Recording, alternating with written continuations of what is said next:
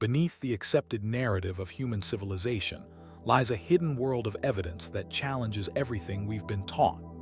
Massive stone structures built with such precision that modern technology would struggle to replicate them.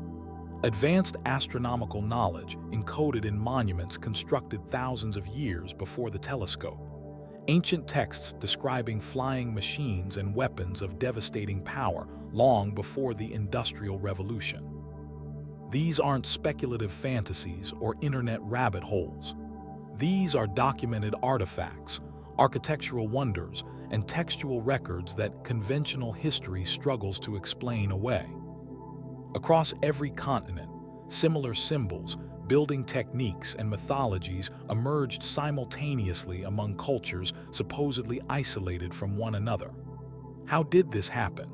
Was there a forgotten chapter of human advancement, a lost civilization that seeded knowledge across the globe before being wiped from our collective memory? Before we begin this journey through the unexplained past, a quick note. While this video contains compelling visuals, the narrative stands on its own. Feel free to listen as you go about your day, use it as background audio while working, or let these mysteries lull you to sleep.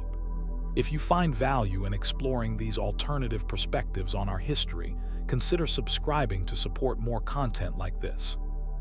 There are moments when you look at achievements of the ancient world that seem to defy explanation. Massive stone structures built with such precision that not even a credit card could fit between the blocks. Artwork depicting strange beings descending from the sky. Ancient texts describing fiery chariots and visitors from the stars. These aren't fantasies or creative interpretations. They're real archaeological discoveries that have led some researchers to ask a question that challenges everything we think we know about human history. Were our ancestors visited by beings from another world? The ancient astronaut theory suggests that extraterrestrial beings visited Earth thousands of years ago, sharing advanced knowledge with early humans and directly influencing the development of civilization itself. While mainstream archaeology dismisses these ideas, the questions raised by this theory continue to captivate millions around the world. So tonight, let's explore some of the most compelling evidence that makes even skeptics pause and wonder, what if we really aren't alone and never have been? Perhaps the most famous proponent of the ancient astronaut theory was Erich von Däniken, whose 1968 book, Chariots of the Gods, brought these ideas into popular culture. Von Däniken pointed to numerous ancient sites and artifacts, suggesting they contained evidence of extraterrestrial contact. But while his work popularized the theory, the questions behind it had been circulating among researchers for decades before. One of the most frequently cited examples is the ancient Sumerian civilization, which emerged seemingly out of nowhere around 5,000 years ago in what is now modern Iraq. The Sumerians developed an advanced society with sophisticated mathematics, astronomy, and writing systems that appeared with striking suddenness in the archaeological record. Their own texts speak of beings called the Anunnaki, who they described as coming from the heavens to earth. According to Sumerian tablets, these Anunnaki were responsible for teaching humans the knowledge needed to build civilization. The texts describe them in ways that some researchers interpret as depicting advanced technology, devices that flew through the air, weapons that could destroy entire cities, and medical procedures beyond what should have been possible at that time. Mainstream historians interpret these as mythological stories, creative ways for ancient peoples to explain natural phenomena they didn't understand. But ancient astronaut theorists ask, what if these weren't myths at all, but actual historical accounts recorded by people describing exactly what they witnessed? The Nazca lines of Peru present another compelling mystery. Carved into the desert floor between 500 BCE and 500 CE, these enormous geoglyphs depict various animals, plants, and geometric shapes, some stretching more than 600 feet across. What makes them truly remarkable is that they're only recognizable from high above the ground. The Nazca people had no known way to fly or even create elevated viewing platforms high enough to see their creations. So why create artwork that was impossible to view?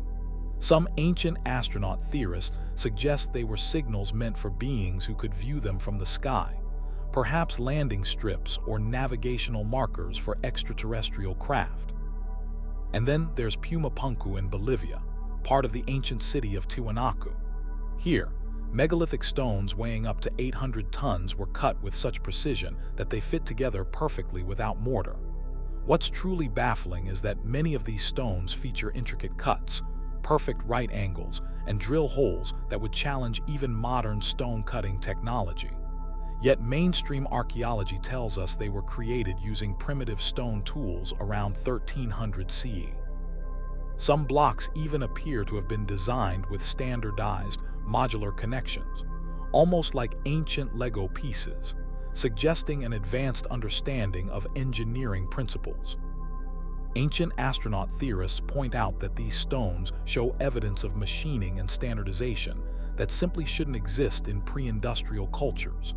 They argue that either the dating is wrong, and Pumapunku is far older than officially recognized, or the builders had access to technology far beyond what they should have possessed. Either scenario challenges our understanding of history. Perhaps the most contentious evidence comes from ancient artwork and religious texts.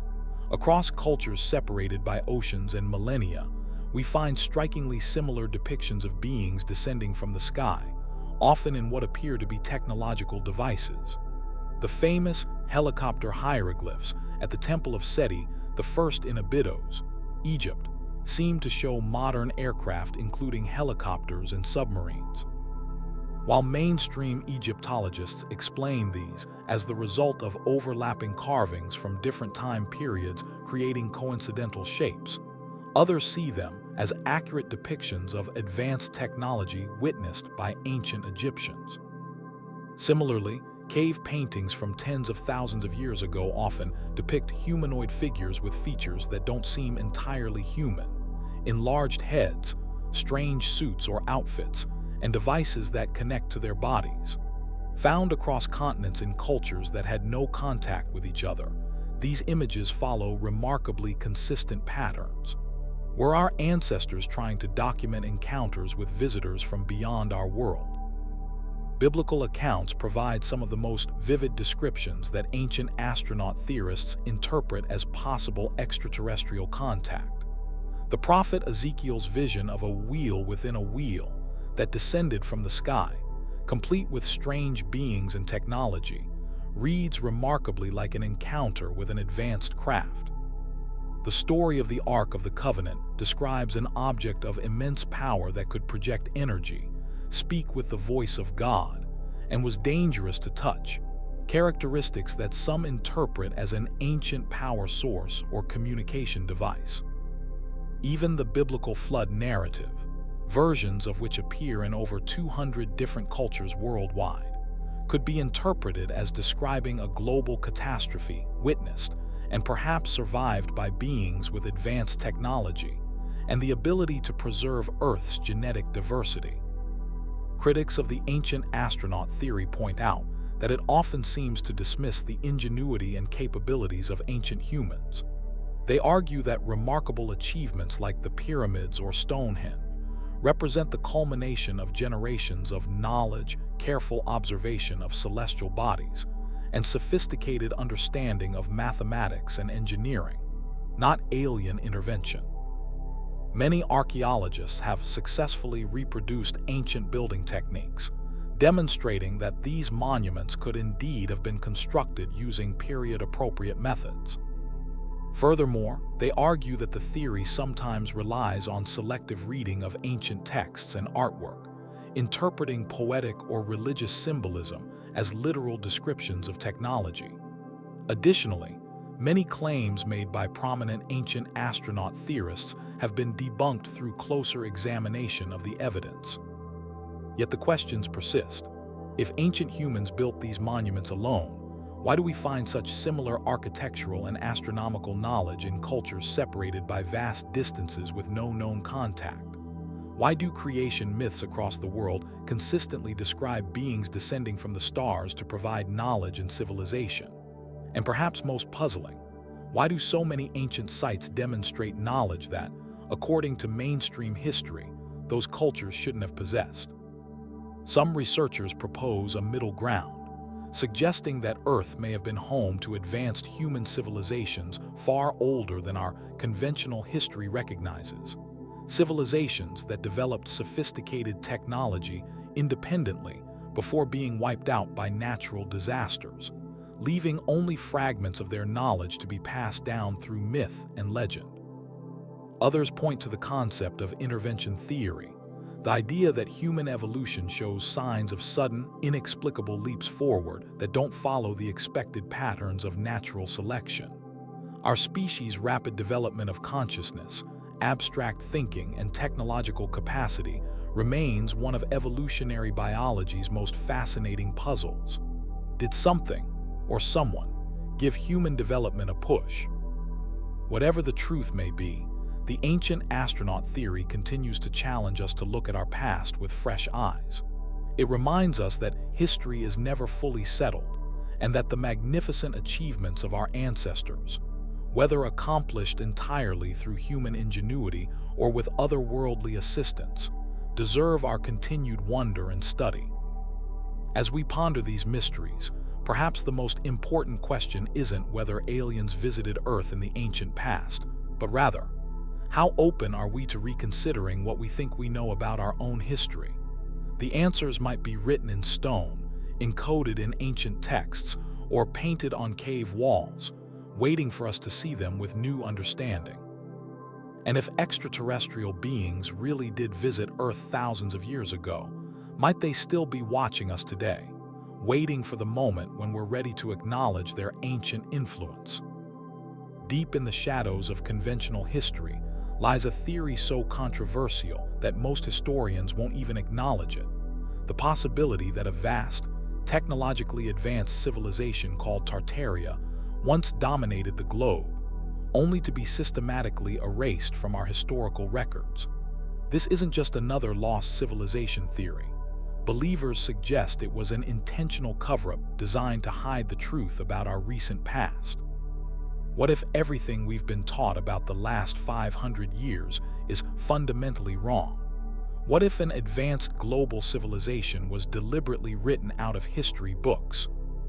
The Tartaria conspiracy centers around a mysterious empire that allegedly existed as recently as the 1800s, not thousands of years ago like Atlantis or Lemuria, but merely a few generations back.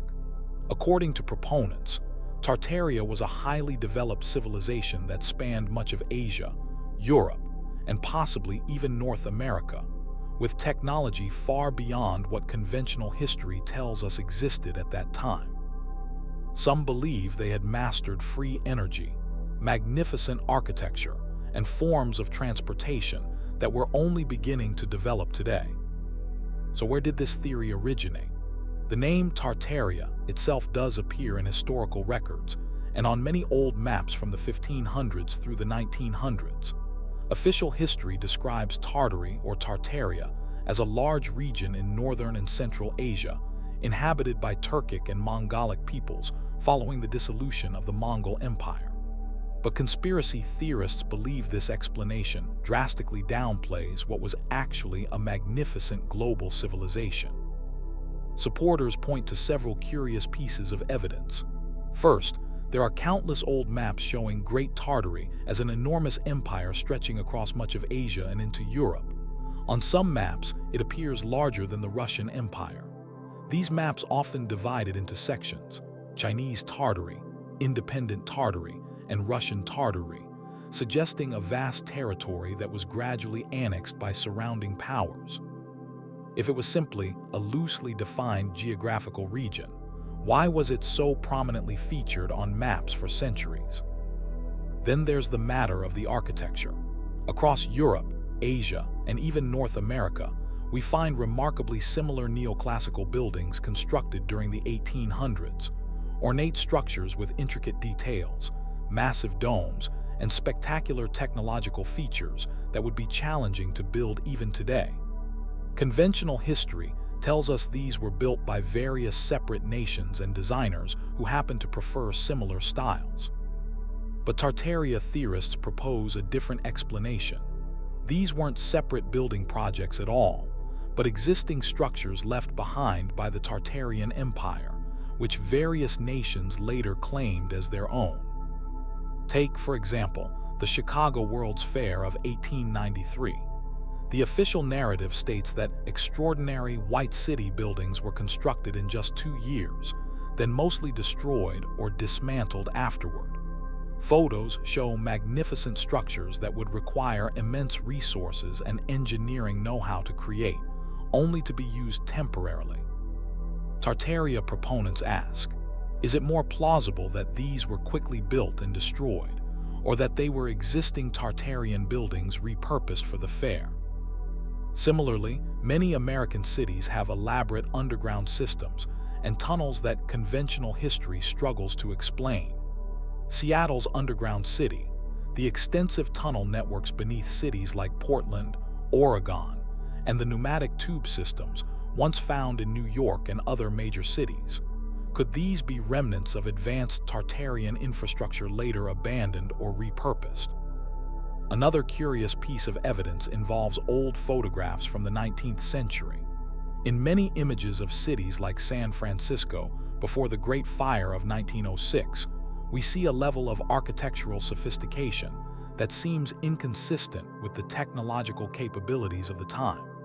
Ornate buildings with complex features appear fully developed in these photos, with few signs of construction equipment that could have created them. After various great fires and disasters that struck major cities in the late 1800s and early 1900s, many of these buildings disappeared, replaced by more modern but arguably less impressive structures.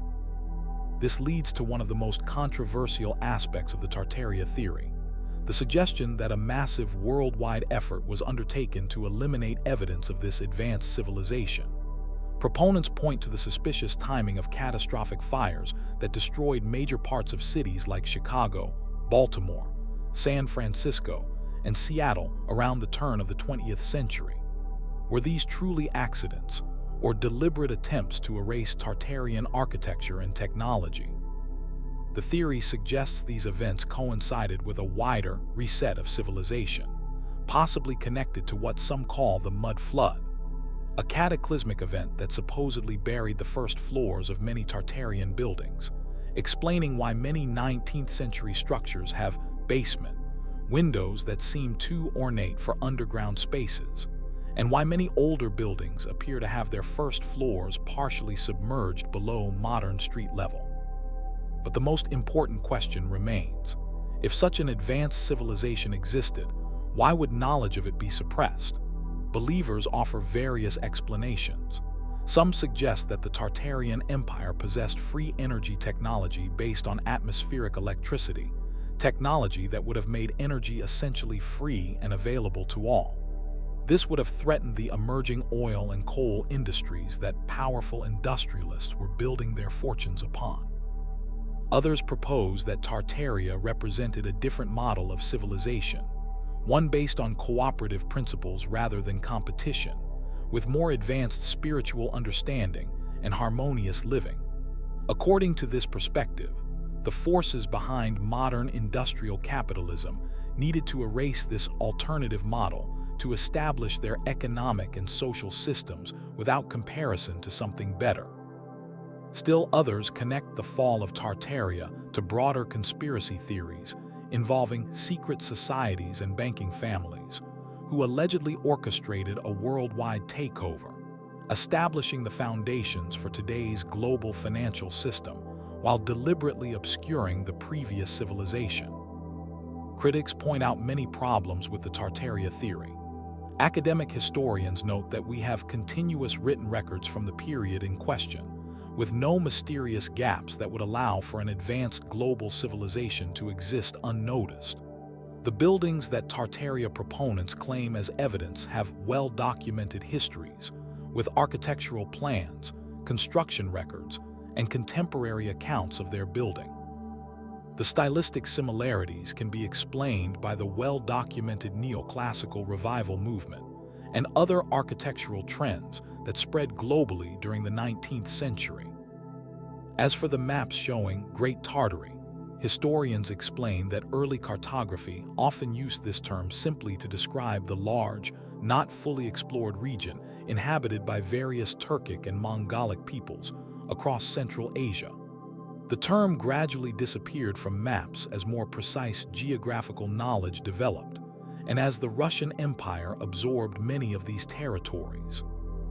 Moreover, the technology attributed to Tartaria would have left substantial archaeological and documentary evidence, manufacturing facilities, technical manuals, educational institutions, and more. Critics argue that the selective use of old photographs and maps creates an illusion of mystery where there is actually a well-documented historical record. But Tartaria theorists counter that history is written by the victors, and that our understanding of the past comes primarily through institutions established after this alleged reset. They point to the standardization of education under industrialists like Rockefeller and Carnegie in the early 20th century, suggesting this created an opportunity to control the historical narrative taught to subsequent generations. Whether you see the Tartaria conspiracy as a fascinating alternative understanding of our recent past, or as an elaborate misreading of historical evidence, it raises important questions about how we know what we know. How much of our understanding of history depends on trusting the institutions that document and teach it? What happens when we encounter evidence that doesn't fit neatly into established narratives? Perhaps the most valuable aspect of theories like the Tartarian conspiracy is that they encourage us to look more closely at the physical evidence around us, the buildings, infrastructure, and artifacts that remain from previous eras, and to ask whether the stories we've been told fully explain what we're seeing. They remind us that history is not a fixed, unchangeable record, but a narrative constructed from available evidence and interpreted through the lens of current understanding. As you walk through older sections of cities, looking up at elaborate 19th century buildings, or down at curious street-level irregularities, consider the possibility that there might be stories embedded in that architecture that we've yet to fully understand. The truth about our past may be more complex, more fascinating, and perhaps more mysterious than we've been led to believe. There's something strange about many old buildings across America and Europe, something that most people walk past every day without noticing. Look closely at 19th century structures in almost any older city, and you'll spot curious architectural anomalies. Grand windows partially buried underground, elaborate doorways leading nowhere, ornate features at basement level that seem designed to be displayed prominently.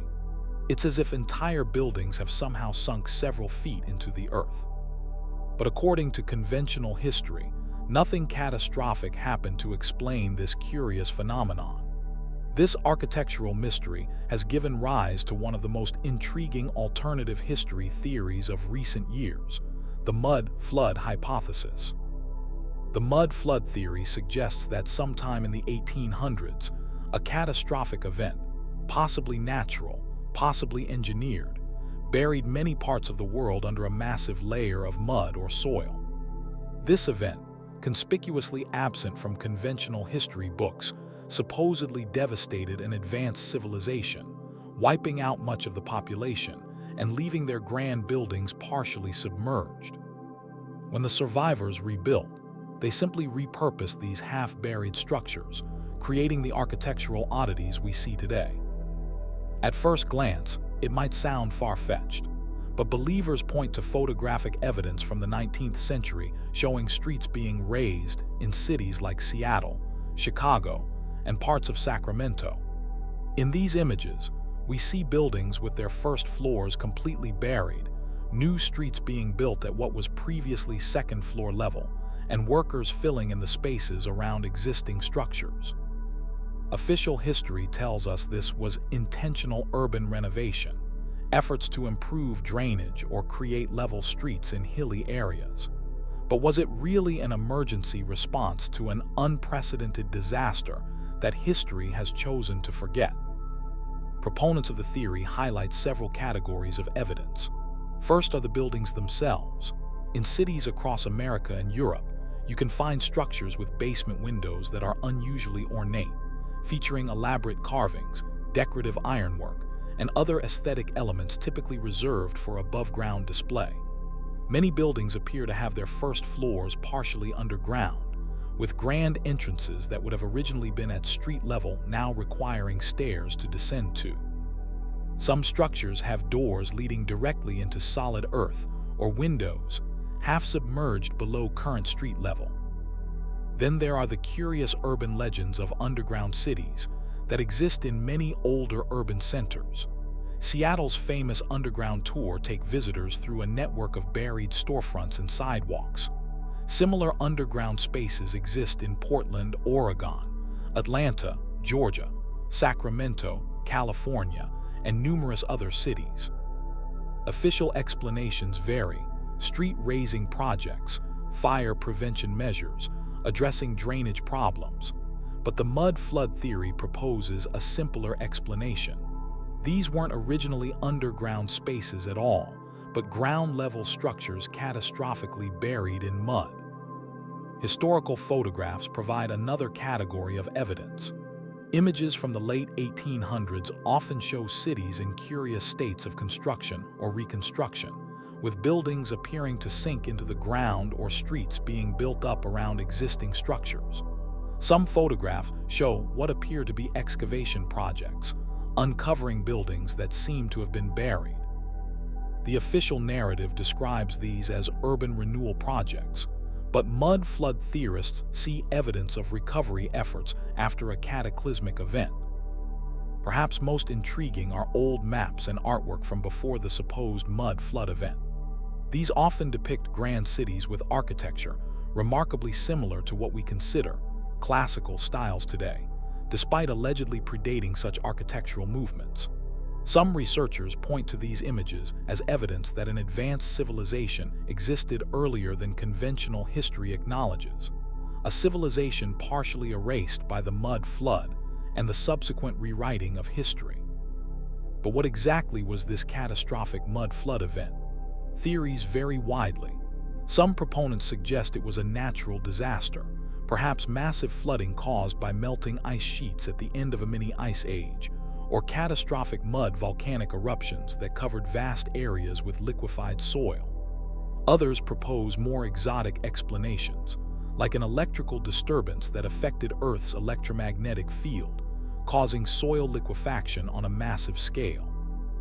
More controversial versions of the theory suggest the mud flood was deliberately engineered, possibly by the same powerful interests who allegedly later rewrote history to hide both the disaster and the advanced civilization it destroyed. According to this perspective, the mud flood was part of a reset of human civilization, allowing a small group to reshape society according to their vision, while erasing evidence of previous technological and cultural achievements. This connects the mud flood hypothesis to other alternative history theories, including those about Tartaria, the supposedly advanced civilization erased from history books. Some researchers suggest that the mud flood was the cataclysmic event that ended Tartarian civilization, burying their magnificent architecture and free energy technology under layers of soil, and setting humanity back generations in technological development. Critics of the mud flood hypothesis point to well-documented explanations for many of the architectural anomalies cited as evidence. Cities like Chicago and Seattle did indeed raise their street levels in the 19th century, not secretly, but as well-documented public works projects designed to address problems like poor drainage, sewage issues, and frequent flooding. Newspaper accounts, city council records, and engineering documents from the time discuss these projects openly. Regarding buildings with partly submerged features, architectural historians explain that many 19th century structures were designed with raised first floors, accessed by stairs, with the lower level serving as a functional basement despite having decorative windows. As urban development progressed over decades, street levels were sometimes gradually raised for practical reasons, leading to the appearance of sinking buildings. As for underground cities, most have thoroughly documented histories explaining their creation. Seattle's underground originated after the Great Seattle Fire of 1889, when city leaders decided to raise the street level while rebuilding, creating the now famous buried sidewalks and storefronts. Similar explanations exist for other cities with underground sections. Historians also note that we have continuous written records from the period in question: newspapers, personal diaries, government documents, and more, with no mysterious gaps that would allow for a catastrophic global mud flood to go unmentioned. Given the international communication networks that existed by the 19th century, it would have been virtually impossible for such an event to be completely expunged from historical records worldwide. Yet despite these counterarguments, the mud flood theory continues to gain followers. Part of its appeal lies in the tangible, visible evidence that anyone can observe, the curious architectural features that do seem to suggest buildings partially swallowed by Earth. When you can see something with your own eyes that doesn't quite fit conventional explanations, it becomes easier to question other aspects of accepted history. Another factor driving interest in the theory is the genuine existence of what historians call orphan ruins, ancient structures whose origins remain mysterious or disputed. While these aren't necessarily evidence of a mud flood, they do highlight gaps in our historical knowledge that alternative theories attempt to fill. Perhaps most significantly, the mud flood hypothesis taps into a growing skepticism about official narratives and institutional authority. In an era when many people feel that powerful interests control information and shape public understanding, the idea that history itself might have been manipulated feels increasingly plausible to some. Whether you find the mud flood theory convincing or far-fetched, it encourages us to look more closely at the built environment around us and to question the stories we've been told about how our cities developed. It reminds us that physical evidence sometimes presents puzzles that neat historical narratives don't fully resolve. The next time you walk through an older part of your city, take a moment to look at the buildings around you. Notice the relationship between street levels and architectural features. Look for those half-buried windows and doorways leading nowhere.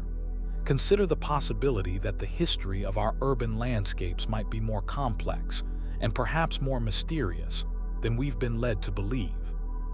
Whether through deliberate deception or simply the gradual forgetting that happens as generations pass, there may be stories literally buried beneath our feet, waiting to be rediscovered. Standing before the Great Pyramid of Giza, it's impossible not to feel a sense of awe, not just at its massive scale, but at the mystery of its creation. Official Egyptology tells us that this colossal structure was built around 2500 BCE as a tomb for the pharaoh Khufu, constructed over a 20-year period using copper tools, ropes, and the manual labor of thousands of workers. But a growing number of researchers challenge this narrative, proposing a radical alternative. What if the pyramids are far older than conventional history acknowledges? What if they weren't built by ancient Egyptians at all, but by an earlier, perhaps more technologically advanced civilization that has been lost to time? This isn't just idle speculation. Serious scientists, geologists, and archaeologists have found evidence suggesting the Great Pyramid and its companions on the Giza Plateau might be thousands of years older than the conventional dating, potentially pushing their construction back to before the end of the last ice age. If true, this would fundamentally transform our understanding of human history and capabilities, suggesting that advanced civilizations existed far earlier than we've been taught to believe. One of the most compelling pieces of evidence comes from the Sphinx, which sits near the pyramids on the Giza Plateau. In the 1990s, geologist Robert Schoch examined the erosion patterns on the Sphinx and its enclosure, noticing something remarkable.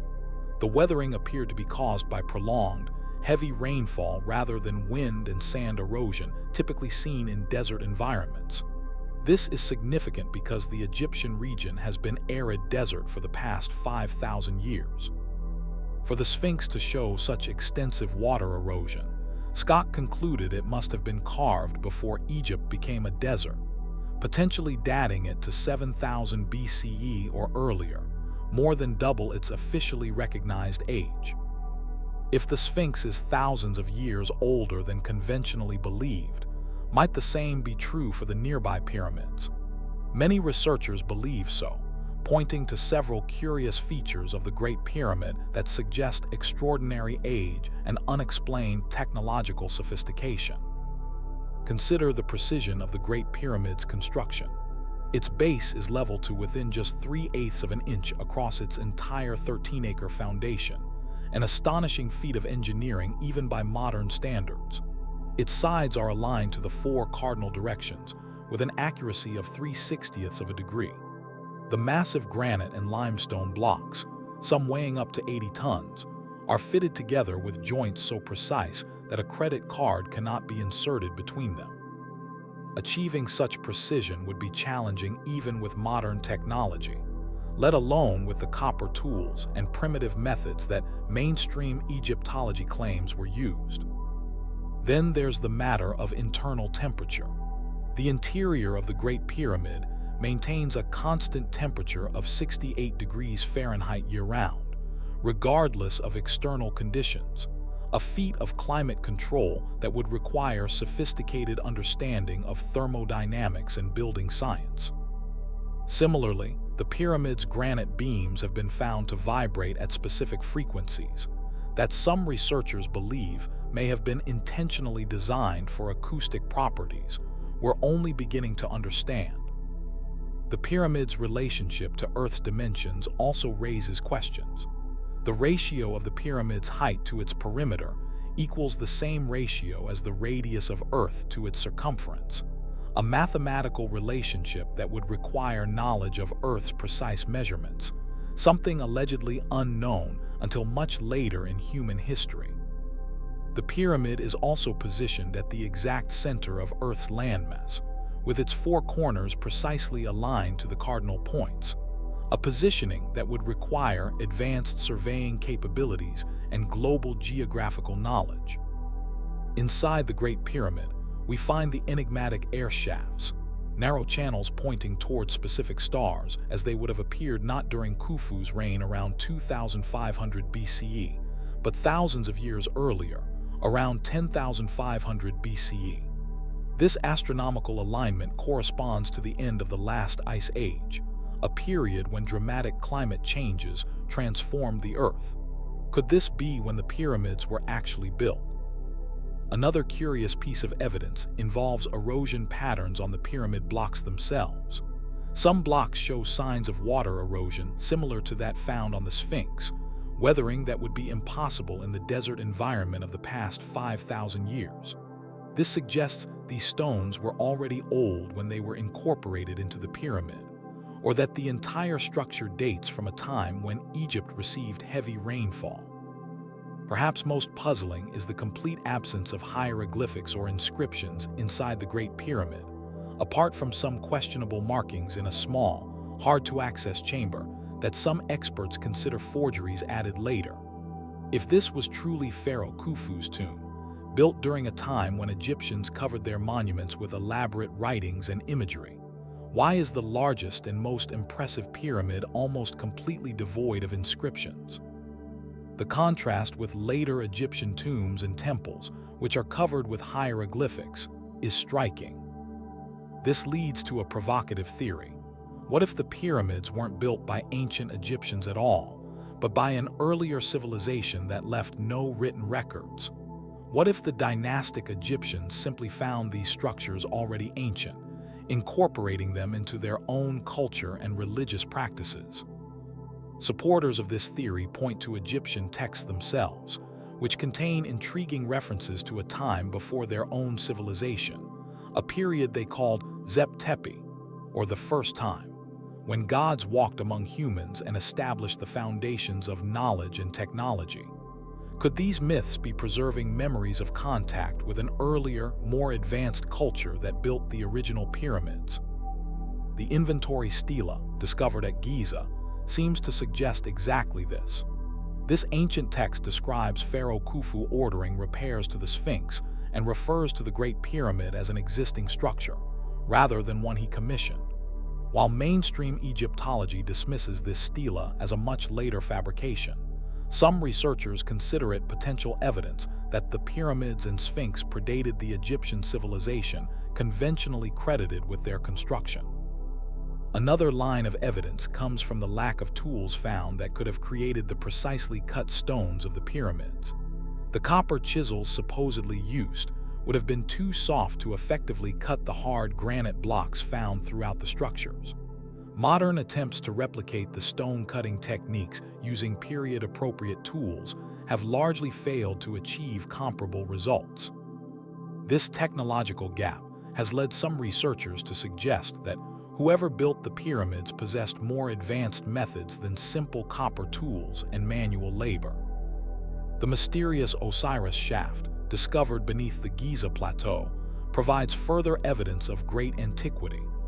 This underground chamber contains water that appears to predate the dynastic Egyptian period, suggesting the complex underground system beneath the pyramids may be far older than conventionally believed. Critics of these alternative dating theories point to various counterarguments. They note that radiocarbon dating of organic material found in the pyramid mortar supports the conventional timeline of construction during Khufu's reign.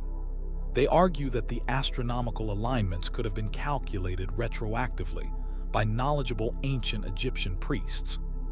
As for the water erosion on the Sphinx, some geologists propose this could be explained by morning dew and occasional rains, even in the desert environment, acting over thousands of years. Mainstream Egyptologists also point to the gradual evolution of pyramid building visible in Egyptian architecture, from early step pyramids to the perfected form at Giza, suggesting a learning curve consistent with development within Egyptian civilization, rather than the sudden appearance of perfect pyramids built by an earlier culture. However, proponents of the older dating counter that radiocarbon dating is notoriously unreliable for very ancient structures, especially when contamination from later repairs might be present. They also note that if the Egyptians had truly built the pyramids, we would expect to find extensive evidence of their construction methods, workers' villages, tool manufacturing sites, and detailed records of the building process.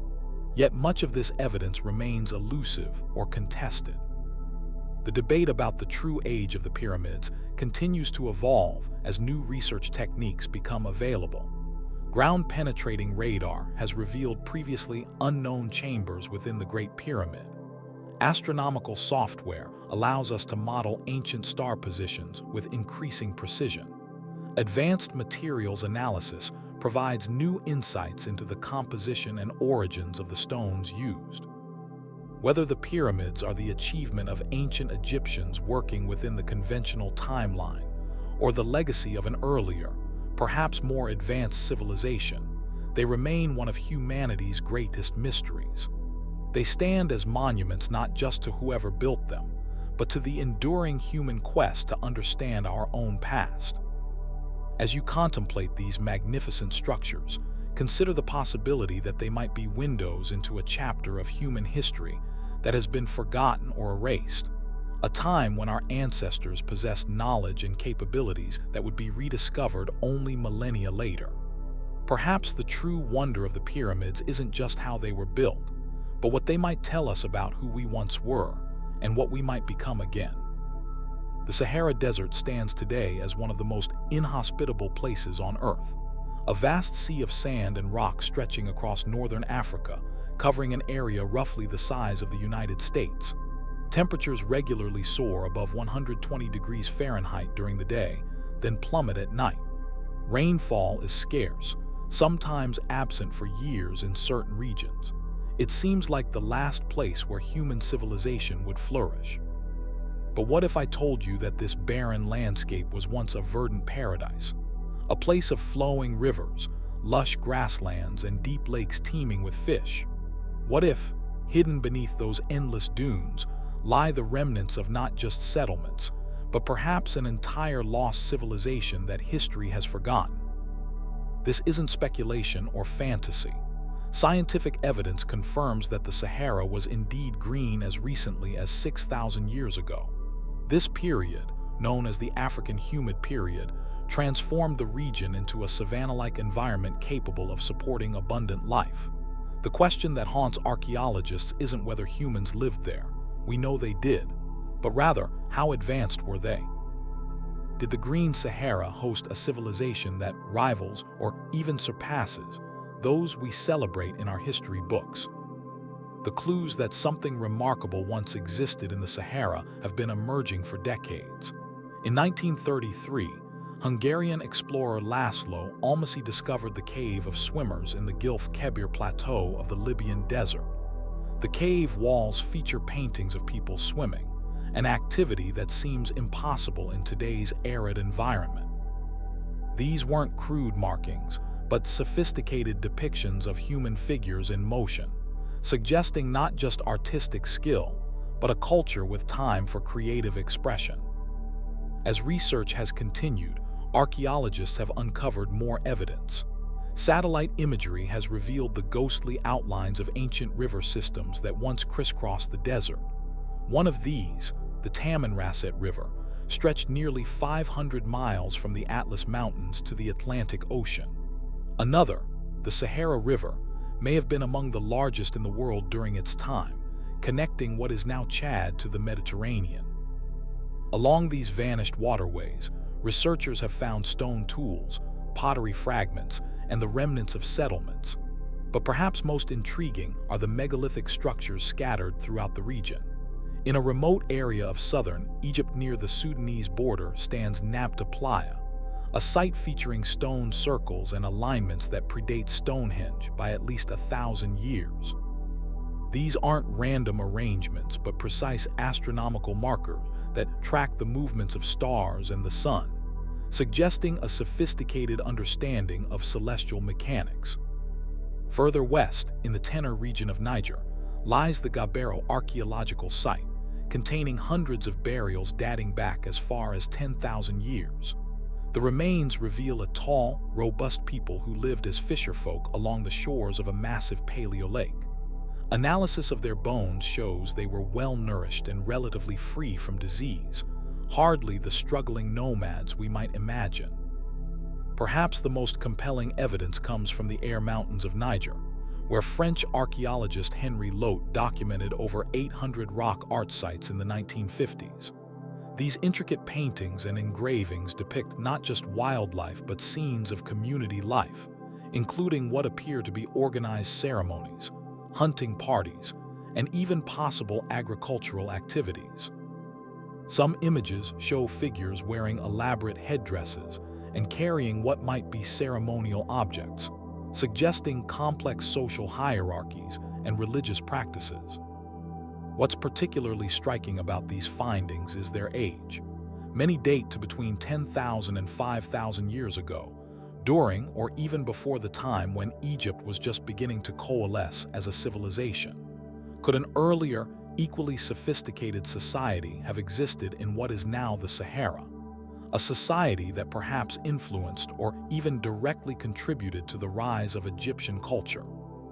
The idea isn't as far-fetched as it might initially sound. Archaeological evidence suggests that as the Sahara began to dry around 5,500 years ago, its inhabitants didn't simply vanish, they migrated. Many moved eastward toward the Nile Valley, likely bringing their knowledge, beliefs, and technologies with them. Some scholars have noted striking similarities between certain Saharan rock art motifs and early Egyptian religious symbols. The connection is tantalizing, suggesting that perhaps Egyptian civilization wasn't born solely along the Nile, but carried the legacy of an older Saharan culture. But if such an advanced civilization existed, why don't we have more concrete evidence? The answer may lie in the nature of the Sahara itself. Unlike other ancient sites preserved by burial in soil or abandoned in arid conditions, the Sahara is a dynamic environment. Powerful winds constantly reshape the landscape, burying sites under dunes one century only to expose them the next. Flash floods, though rare, can be devastating when they occur. And the sheer vastness of the region, over 3.5 million square miles, means that systematic exploration has covered only a tiny fraction of its potential archaeological sites. Then there's the question of how such a civilization might have functioned. We know from the archaeological record that the Green Sahara supported diverse ecosystems with elephants, giraffes, rhinos, and numerous other species. Humans living there could have pursued various subsistence strategies, from hunting and gathering to fishing, and eventually herding domesticated cattle, sheep, and goats. But could they have developed agriculture? Some evidence suggests they might have. Grinding stones and pottery found throughout the region could have been used for processing wild grains, but they might also indicate early cultivation. Certain rock art scenes appear to show what could be interpreted as field systems or irrigation works. If agriculture did take root in the Green Sahara, it would have provided the food surpluses necessary for social complexity to develop. And complexity there certainly was. The astronomical alignments at Nabta Playa reveal a society capable of careful observation and planning over generations. The variety and sophistication of burial practices at sites like Gabbero suggest well-established religious beliefs and social distinctions. The rock art depicts not just everyday activities, but possibly ceremonial gatherings, suggesting organized religion or at least communal rituals. Some researchers have even proposed that the Saharan people may have had forms of writing or proto-writing. Certain recurring symbols in rock art across the region show patterns too consistent to be coincidental. While not a fully developed script like Egyptian hieroglyphics, these symbols may have conveyed specific meanings understood across wide areas, another hallmark of complex society. As the climate shifted around 5,500 years ago, the Green Sahara began its transformation into the desert we know today. This change wasn't sudden, it occurred over centuries, but it was relentless. Lakes shrank, rivers dried up, and vegetation retreated. The people who had thrived there faced an existential crisis. Their response appears to have been a massive migration. Evidence suggests movements in multiple directions, eastward toward the Nile, southward toward the Niger River and Lake Chad, and westward toward the Atlantic coast. These were not necessarily desperate flights, but organized relocations of entire communities over generations. Could these migrants have carried with them the seeds of other African civilizations? Some researchers believe the distinctive cattle-centric culture of groups like the Fulani may be a distant echo of Saharan pastoral traditions. Others see connections between Saharan rock art motifs and symbols used in West African kingdoms thousands of years later. Most intriguingly, the timing of the Sahara's desertification coincides with the emergence of unified Egyptian civilization along the Nile. Did Saharan migrants bring with them crucial technologies, religious concepts, or social structures that helped catalyze one of the world's great early civilizations? The question remains open, but the possibility is compelling. What makes the idea of a lost Saharan civilization so fascinating is not just what it might tell us about our past, but what it suggests about our understanding of human development. The traditional narrative of civilization emerging in a few river valleys like the Nile, Tigris-Euphrates, Indus, and Yellow River may be incomplete. Perhaps complex societies arose in other environments as well, only to be erased by climate change or other factors. If a sophisticated culture did indeed flourish in the Green Sahara, it would force us to reconsider our timeline of human achievement. It would suggest that organized societies with astronomical knowledge, symbolic communication, and social stratification existed in Africa far earlier than conventionally thought. It would challenge the notion that civilization followed a single path from simple to complex, from east to west. Today, as climate change once again threatens to reshape our world, the lost civilization of the Sahara offers a sobering reminder of how vulnerable human societies can be to environmental shifts. But it also testifies to our resilience, the ability to adapt, migrate, and rebuild when faced with existential challenges. The sands of the Sahara have not yet revealed all their secrets. New technologies like ground-penetrating radar, hyperspectral imaging, and advanced satellite mapping promise to uncover more sites and artifacts in the coming decades. Perhaps someday we'll know with certainty whether a forgotten empire once thrived where camels now trudge across endless dunes. Until then, the Green Sahara remains one of history's most tantalizing mysteries, a reminder that what we don't know about our past may be just as significant as what we do know. Crouching on the Giza Plateau, its gaze fixed eternally eastward toward the rising sun, the Great Sphinx stands as one of humanity's most recognizable monuments. Half man, half lion, this colossal statue has captured our imagination for centuries. According to conventional Egyptology, the Sphinx was carved during the reign of Pharaoh Khafre around 2500 BCE, making it roughly 4,500 years old. The official story tells us that it was created as part of Khafre's funeral complex, alongside his pyramid which stands nearby. But what if this timeline is wrong? What if the Sphinx is not thousands, but tens of thousands of years old? What if this silent sentinel has watched over the Giza Plateau since before recorded history began, before agriculture, before the first cities rose from the Fertile Crescent? This isn't just wild speculation. It's a theory based on something the Sphinx itself seems to be telling us through the marks on its body. Extensive water erosion patterns that shouldn't exist if the conventional dating is correct.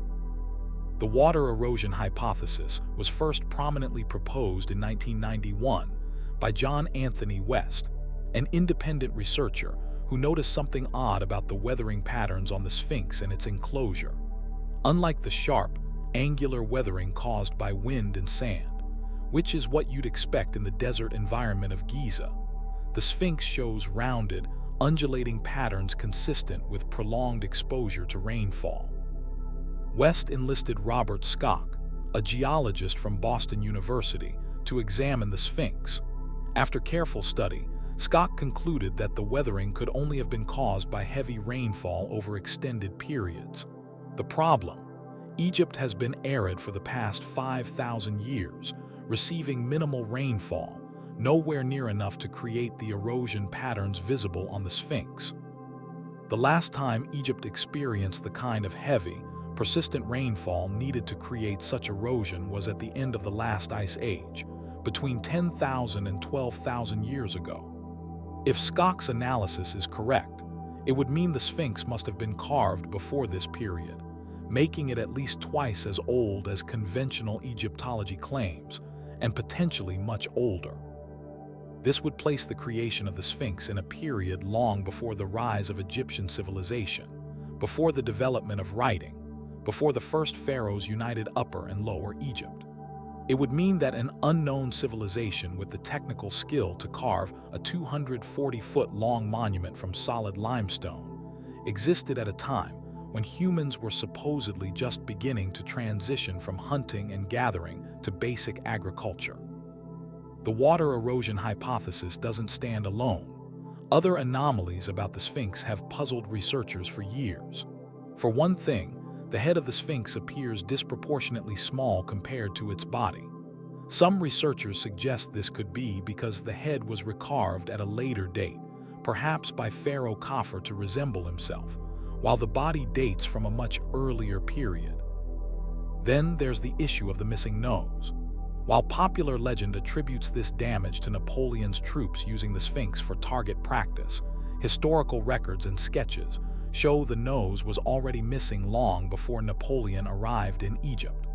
Some researchers suggest the nose could have been intentionally removed to deface the original identity of the Sphinx, perhaps to obscure its true origins.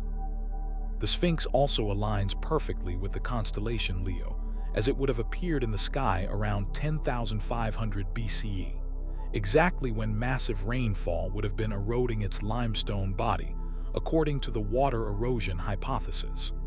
This precise celestial alignment seems unlikely to be coincidental and suggests a level of astronomical knowledge, we wouldn't expect from prehistoric humans. Unsurprisingly, the water erosion hypothesis has faced strong resistance from mainstream Egyptology. Orthodox archaeologists offer alternative explanations for the weathering patterns, suggesting they could have been caused by morning dew, underground water seepage, or even chemicals in the limestone itself. They point to the lack of any archaeological evidence for an advanced civilization existing in Egypt 12,000 years ago. Where are the tools, the settlements, the burial grounds that such a culture would have left behind? Proponents of the older Sphinx counter that absence of evidence isn't evidence of absence. The Nile Valley has been continuously inhabited for thousands of years, with each new civilization building atop the remains of previous ones. Any traces of a prehistoric culture could have been destroyed, buried, or repurposed over millennia. Additionally, sea levels were much lower during the last ice age. If an early civilization developed near the coast, their settlements would now be underwater, hidden beneath the Mediterranean or Red Sea.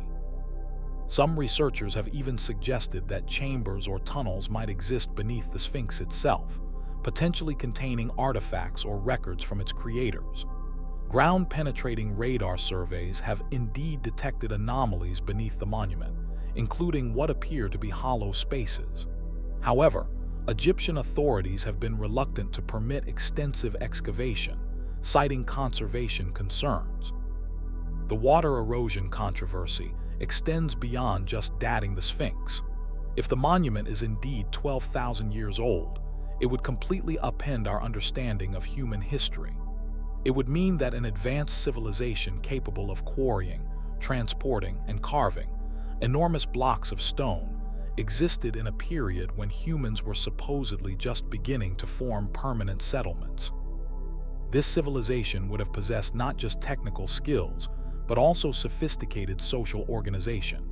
Creating the Sphinx would have required a stable food supply to support workers, specialized craftspeople, architects, astronomers, and leaders capable of coordinating such a massive project. It would imply the existence of a complex society thousands of years before the first known civilizations in Mesopotamia and Egypt. Some researchers have connected the potentially ancient Sphinx to the legend of Atlantis. Plato's account places the destruction of Atlantis around 9,600 BCE, roughly the same period when the climate was changing dramatically at the end of the Ice Age. Could the Sphinx be a remnant of this legendary civilization, or one like it? The timing certainly aligns with the water erosion hypothesis. Others point to similarities between the Sphinx and ancient myths from around the world that speak of a global catastrophe, a great flood that destroyed an advanced civilization.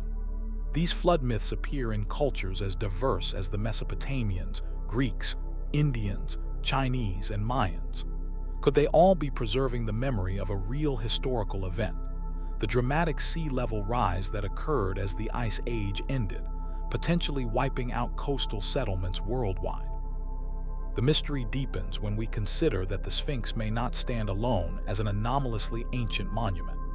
Göbekli Tepe in Turkey, a complex of massive carved stone pillars arranged in circles, has been conclusively dated to around 9,600 BCE, the same period the Sphinx may date from according to the water erosion hypothesis. The site was deliberately buried around 8,000 BCE for unknown reasons. Göbekli Tepe demonstrates that humans were indeed capable of sophisticated stonework and astronomical knowledge far earlier than previously believed. Similarly, the underwater structures off the coast of Japan near Yonaguni Island appear to be artificially modified, if not entirely constructed. Some researchers date these structures to at least 10,000 years ago when they would have been above sea level. If authentic, they would provide another example of monumental construction from the same era as the potentially ancient Sphinx. The implications of an older Sphinx extend into how we understand the development of human civilization itself. Rather than a steady, linear progression from simple to complex societies, human history may have witnessed cycles of advancement and collapse. Perhaps global climate changes at the end of the Ice Age triggered not just the rise of new civilizations, but the fall of older ones we've forgotten. This perspective challenges the narrative of continuous progress that underlies much of our thinking about history. It suggests that advanced knowledge can be lost as well as gained, that civilizations can collapse as well as rise, and that our ancestors may have achieved more than we give them credit for. For now, the Great Sphinx keeps its secrets. It sits silently on the Giza Plateau, its body bearing the distinctive undulating patterns that might be telling us a story very different from the one found in history books. A story of rain falling heavily in what is now desert, of skilled hands carving limestone millennia before Egypt's first dynasty, of a civilization lost to time but preserved in stone. Perhaps someday new technologies or archaeological discoveries will settle the debate. Until then, the water erosion hypothesis remains one of the most compelling challenges to conventional chronology, a hypothesis that, if proven correct, would force us to rewrite human history and reconsider everything we thought we knew about our ancestors and their capabilities. The Sphinx, with its enigmatic smile and weathered body, invites us to question, to wonder, and perhaps to discover a past far richer and more mysterious than we ever imagined. In the quiet corners of the world's libraries and museums lie artifacts that challenge everything we thought we knew about history. Among the most perplexing are a collection of ancient maps that appear to show something impossible. The continent of Antarctica, not as the ice-covered wasteland we know today, but as a verdant landmass with rivers, mountains, and coastlines, all depicted with remarkable accuracy centuries before the continent was officially discovered. The most famous of these cartographic anomalies is the Piri Reis map, created in 1513 by Ottoman admiral and cartographer Piri Reis. Working in Istanbul, Reis compiled this world map from what he claimed were about 20 ancient sources, some dating back to the time of Alexander the Great and even earlier. What makes this map extraordinary is what appears along its southern edge, a coastline that bears a striking resemblance to Antarctica's Queen Maud Land, but without its mile-thick ice sheet. This shouldn't be possible. Antarctica wasn't officially discovered until 1820, more than 3 centuries after Reis created his map, and the continent has been covered in ice for at least 12,000 years, meaning no one should have been able to map its actual coastlines without modern technology. Yet there it is, drawn with precision that's difficult to dismiss as coincidence. The Piri Reis map isn't alone. The Orontius Phineus map from 1531, the Haji Ahmed map from 1559, and the Philippe Buech map from 1737 all appear to show parts of Antarctica with features that should have been hidden under ice. Some even seem to depict Antarctica's subglacial topography, the mountains, valleys, and river systems that lie beneath the ice, with accuracy that wouldn't be confirmed until radar surveys were conducted in the mid-20th century. How is this possible? How could mapmakers from centuries ago have knowledge that should have been unobtainable without modern technology? This mystery has led to theories ranging from the plausible to the fantastic, each attempting to explain these cartographic impossibilities. One theory suggests that these maps might be copies of much older originals, perhaps dating back to a time before Antarctica was covered in ice. Geological evidence indicates that parts of Antarctica were indeed ice-free as recently as 6,000 years ago, though most of the continent has been glaciated for millions of years. If accurate maps of Antarctica existed from this earlier period, and if these maps somehow survived and were copied through the millennia, it might explain what we're seeing. But this raises more questions than it answers. Who would have created these original maps? What civilization had the capability to accurately chart a continent so remote and inhospitable? And how would such maps have survived for thousands of years only to end up in the hands of Renaissance cartographers? Some researchers point to the possibility of an unknown ancient maritime civilization, one with global reach and sophisticated navigational knowledge. They suggest that seafaring peoples could have mapped coastlines worldwide, including Antarctica during a period when it was less iced over, perhaps during a temporary warming period or at the very end of the last ice age. Charles Hapgood, a history professor whose work on this subject gained attention in the 1950s and 60s, proposed an even more dramatic theory. He suggested that the Earth's crust might periodically slip over the mantle in a process he called crustal displacement. According to this hypothesis, Antarctica might have been located in more temperate latitudes until a catastrophic shift around 12,000 years ago suddenly moved it to its current position at the South Pole, flash freezing an existing landmass that may have been home to an advanced civilization. While modern geology has largely rejected crustal displacement, as Hapgood described it, the idea that Antarctica might have been mapped before it was completely covered in ice remains intriguing. Some proponents suggest that small areas of Antarctica might have remained ice-free longer than previously thought, allowing for limited mapping by ancient explorers. The Peary Rise map contains its own clues. In notes written directly on the map, Rise explains that he compiled it from about 20 older maps, including some that dated back to the time of Alexander the Great and earlier.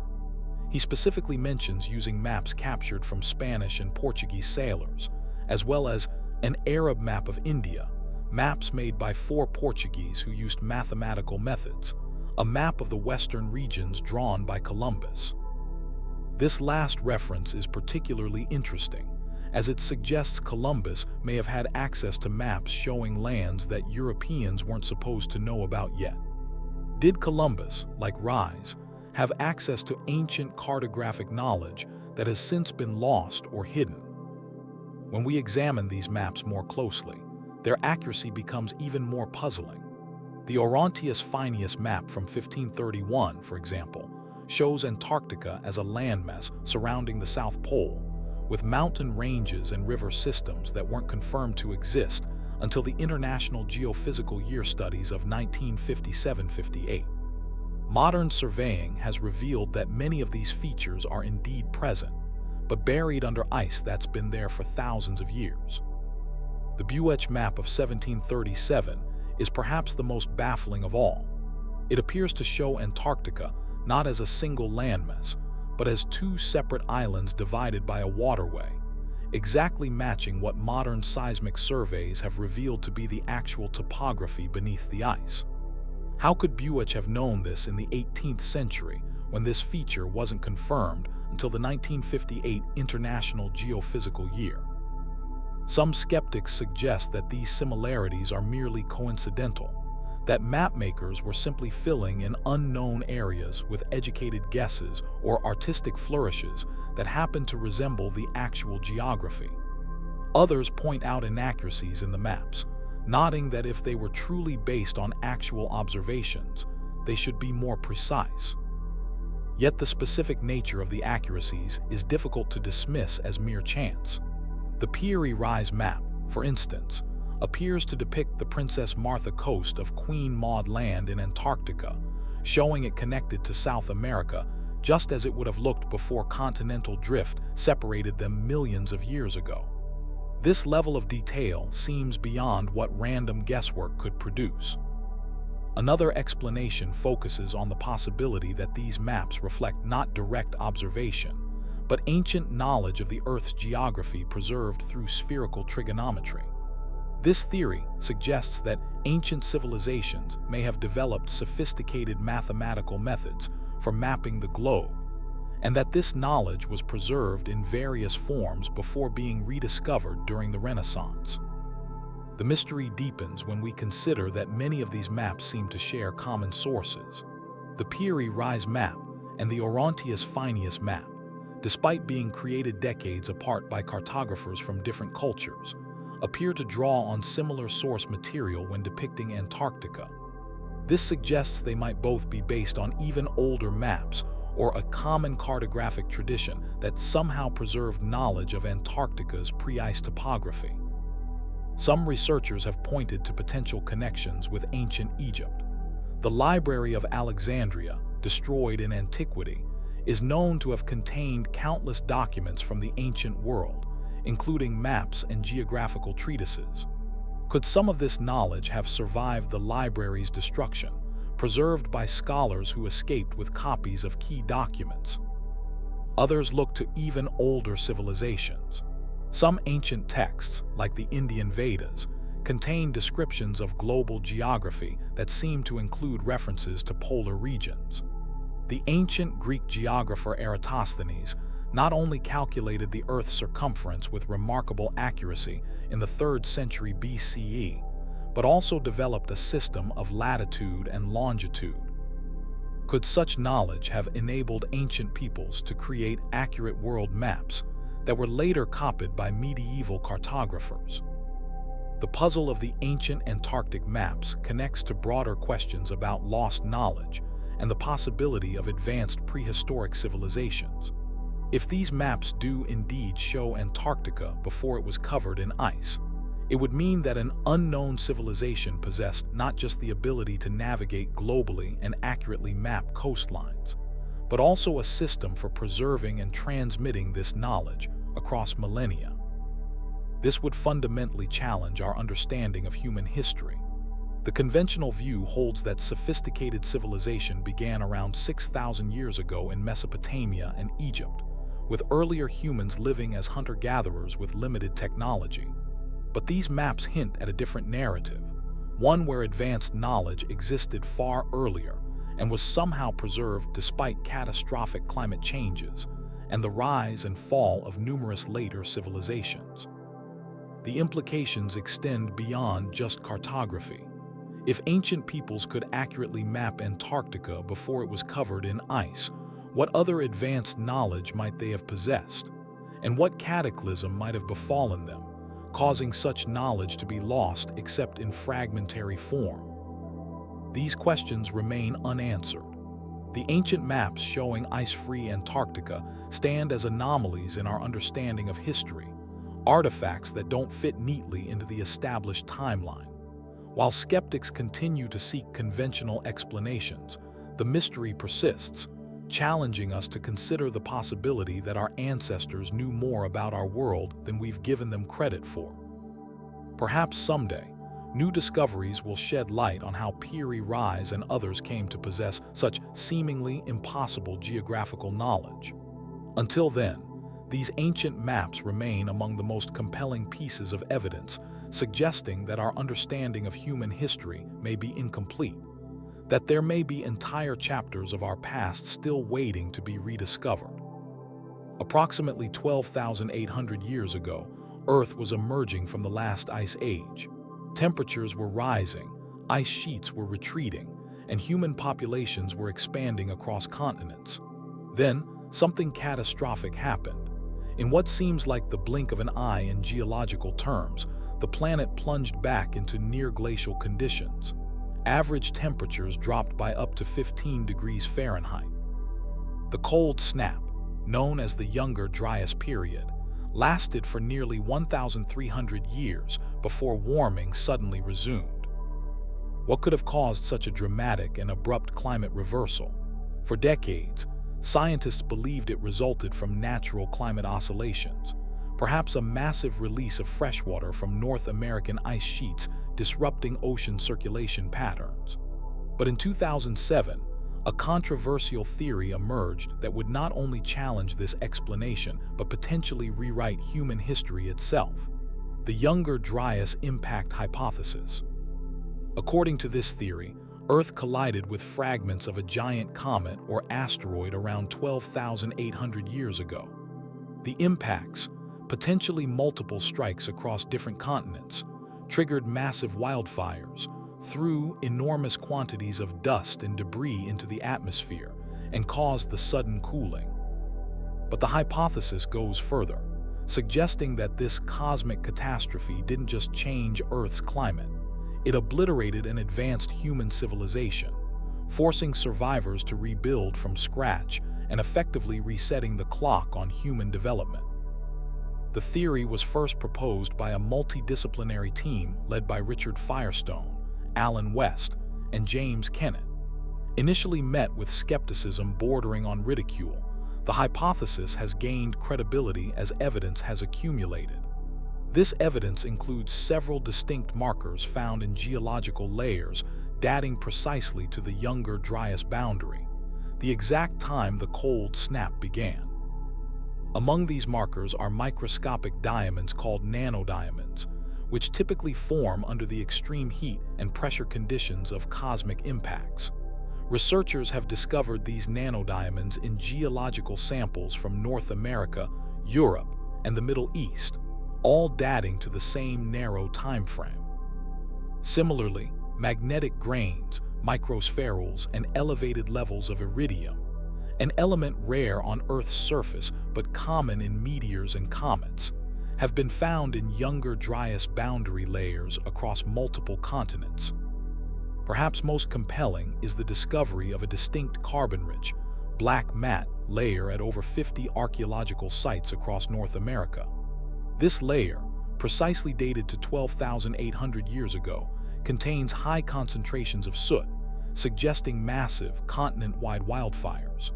Beneath this layer, archaeologists find abundant evidence of Clovis culture, the most widespread and advanced Native American civilization of its time. Above it, Clovis artifacts abruptly disappear, suggesting a sudden collapse of this sophisticated culture. Similar cultural discontinuities appear worldwide at the same time. In Europe, the Magdalenian culture faded. In the Middle East, early agricultural communities vanished. Around the globe, human populations appear to have plummeted, with genetic studies confirming a significant population bottleneck occurred around this period. But the most controversial aspect of the younger Dryas impact theory isn't the impact itself. It's the suggestion that it may have destroyed an advanced civilization previously unknown to historians. Proponents point to a variety of anomalous archaeological finds that suggest sophisticated human cultures existed far earlier than conventional history acknowledges. Göbekli Tepe in Turkey stands as perhaps the most significant of these anomalies. This megalithic site features massive carved stone pillars arranged in circles, many decorated with intricate animal carvings. The complexity and scale of Göbekli Tepe would have required hundreds of workers and sophisticated organizational capabilities, yet it dates to approximately 9,600 BCE, over 6,000 years before Stonehenge, and 7,000 years before the Great Pyramid of Giza. Even more mysteriously, the site appears to have been deliberately buried around 8,000 BCE. Could Göbekli Tepe be the work of survivors from an earlier, more advanced civilization decimated by the younger Dryas impact? Its builders possessed knowledge of astronomy, architecture, and stoneworking that seems out of place for hunter-gatherers just emerging from the Ice Age. The timing is particularly suggestive. Construction began approximately 2,000 years after the purported impact event, perhaps after survivors had regained some of their lost knowledge and capabilities. Other archaeological puzzles fit this pattern. The Great Sphinx of Egypt shows signs of water erosion that some geologists argue could only have occurred when Egypt received heavy rainfall, before 5000 BCE and possibly much earlier.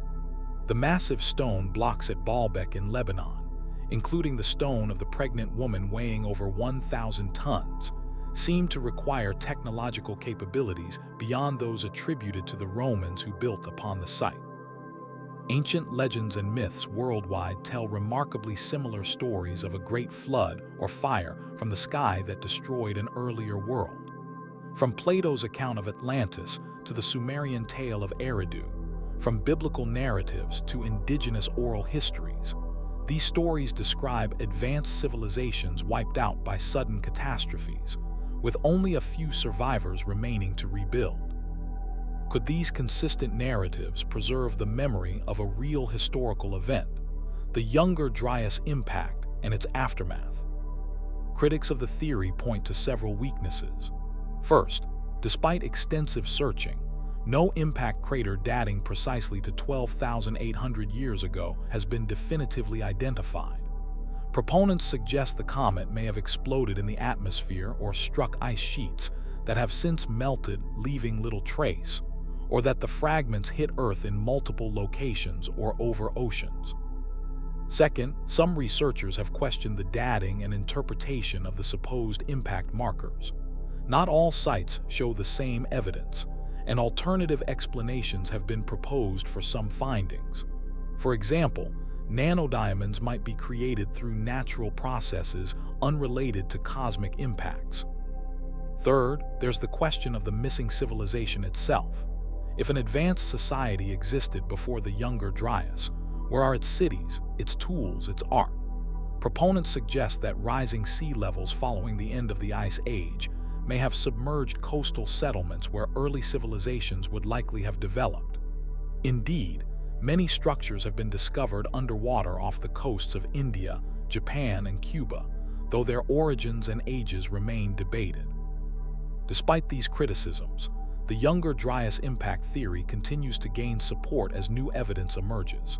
In 2018, research published in the Journal of Geology identified a massive platinum spike, another marker of extraterrestrial material, in younger Dryas boundary layers across North America, Europe, and Asia. In 2019, a team discovered a potential impact crater beneath Greenland's Hiawatha Glacier, though its precise age remains uncertain.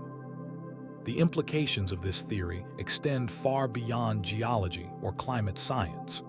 If correct, it would mean that human civilization is far older than we currently believe, with our known history representing not the steady rise of culture from primitive beginnings, but rather the recovery from an almost complete collapse. The knowledge, technologies, and achievements of an earlier age may have been largely lost, with only fragments surviving in the form of megalithic structures, inexplicable artifacts, and myths of a golden age destroyed by catastrophe. This perspective challenges our understanding of human development. Rather than a linear progression from simple to complex societies, human history may be cyclical, with advanced civilizations rising, falling, and rising again as they confront periodic cosmic threats. The conventional timeline placing the dawn of civilization around 6,000 years ago in Mesopotamia may represent not the first flowering of human achievement, but its rebirth after near extinction. The younger Dryas impact theory also raises profound questions about our vulnerability as a species. If a cosmic impact could have derailed human development in the past, similar threats may await in the future. Indeed, many scientists believe the real question is not if another large asteroid or comet will strike Earth, but when. Unlike our ancestors 12,800 years ago, however, we now have the capacity to detect and potentially deflect such threats, if we choose to prioritize such defensive measures. Perhaps most intriguingly, the theory suggests that the oldest myths and legends from around the world, far from being mere fiction, may contain kernels of historical truth. Stories of advanced civilizations destroyed by fire or flood, of knowledge preserved by survivors who taught later generations, may be distorted memories of real events passed down through hundreds of generations. As research continues, new technologies are providing ways to test the younger Dryas impact theory. Advanced dating methods, more sensitive chemical analyses, underwater archaeology, and satellite imaging are all being employed to search for further evidence. Ancient DNA studies of human populations may reveal more precisely when and where population bottlenecks occurred. Ground-penetrating radar might uncover structures hidden beneath desert sands or jungle canopies.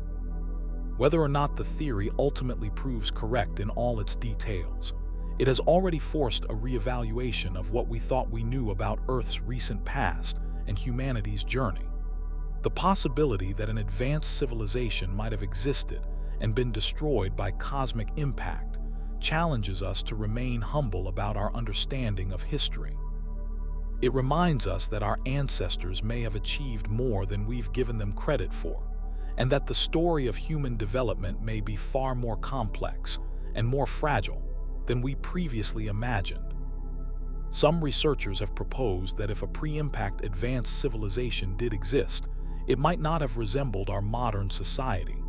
Rather than being technologically advanced in the way we understand technology today, with electronics, engines, and industrial manufacturing, it might have developed sophisticated knowledge in different domains, such as astronomy, mathematics, agriculture, and stoneworking. This could explain why few recognizable artifacts have survived, while massive stone monuments endure as tantalizing clues. The theory has gained unexpected support from geological findings at another mysterious site, Göbekli Tepe itself. In 2017, researchers analyzing the carved pillars at this ancient site discovered what appears to be a depiction of the catastrophic event. One pillar shows a headless human, animals, and a bird, possibly representing constellations, above what looks like a comet strike. The carving has been interpreted as potentially recording the younger Dryas impact event and its devastating consequences, preserved in stone by survivors or their descendants.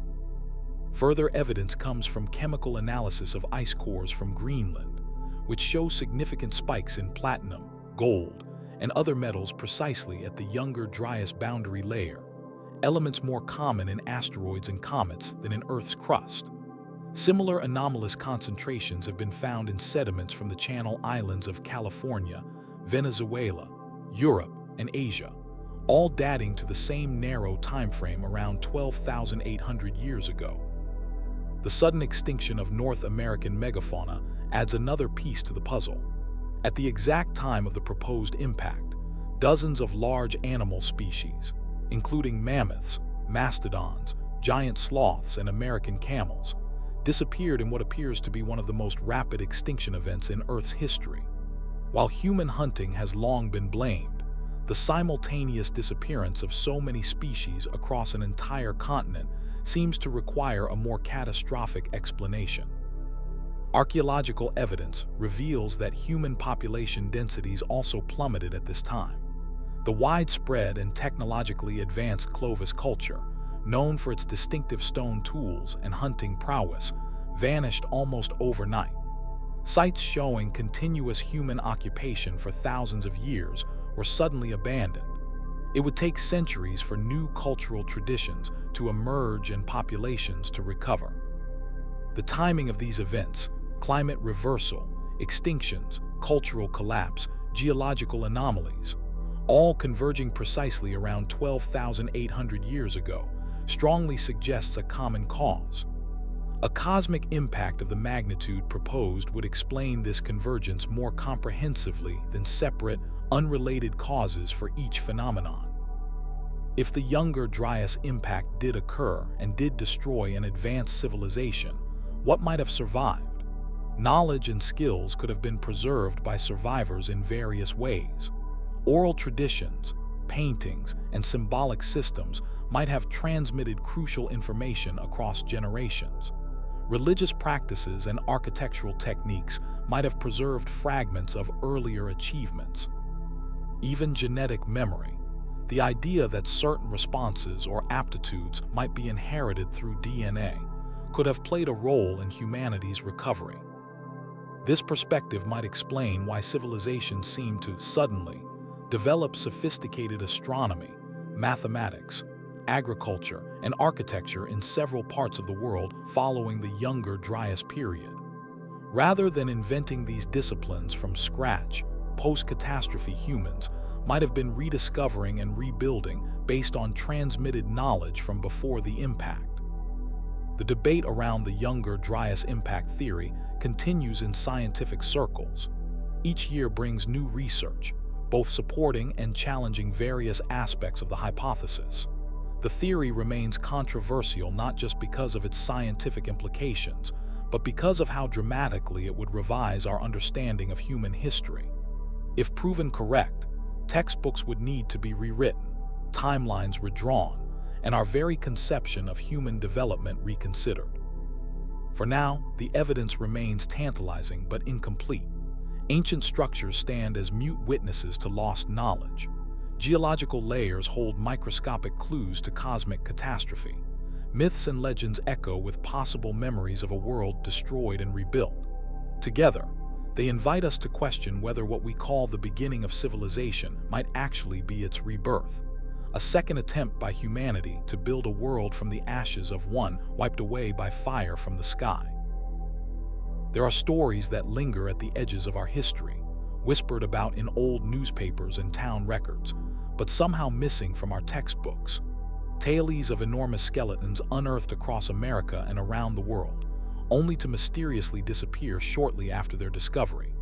These aren't the fanciful giants of fairy tales, but documented archaeological finds that challenge everything mainstream science tells us about human evolution and ancient history. The pattern repeats itself with unsettling regularity. Throughout the 1800s and early 1900s, newspapers from coast to coast reported the discovery of human remains of impossible proportions. 8-foot skeletons in Pennsylvania, 10-foot remains in Ohio, a 13-foot giant unearthed in West Virginia. These weren't isolated incidents either. They numbered in the hundreds, sometimes found individually, other times discovered in massive burial mounds containing dozens of these oversized humans. Take, for example, the Smithsonian's own annual report from 1894, which documented the discovery of numerous giant skeletons in Roane County, Tennessee. The report describes giants buried in ancient mounds, some measuring 7 feet in length. Similar accounts appear in scientific journals and government documents from this period, describing remains that tower over modern humans. The 1891 edition of the American Antiquarian Journal reported the discovery of 3 enormous skeletons with jawbones large enough to fit over the head of a normal man. Yet today, if you were to visit the Smithsonian or any major natural history museum and ask about these giant skeletons, you'd be met with confusion or dismissal. Not a single one of these remarkable specimens remains on display. Not one is available for scientific study. They have vanished without a trace, as if they never existed at all.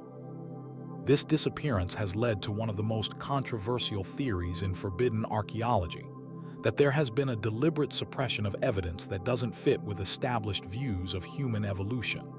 Proponents of this theory suggest that the Smithsonian Institution itself, along with other academic organizations, systematically collected and then concealed these anomalous remains to protect a scientific paradigm that couldn't accommodate their existence.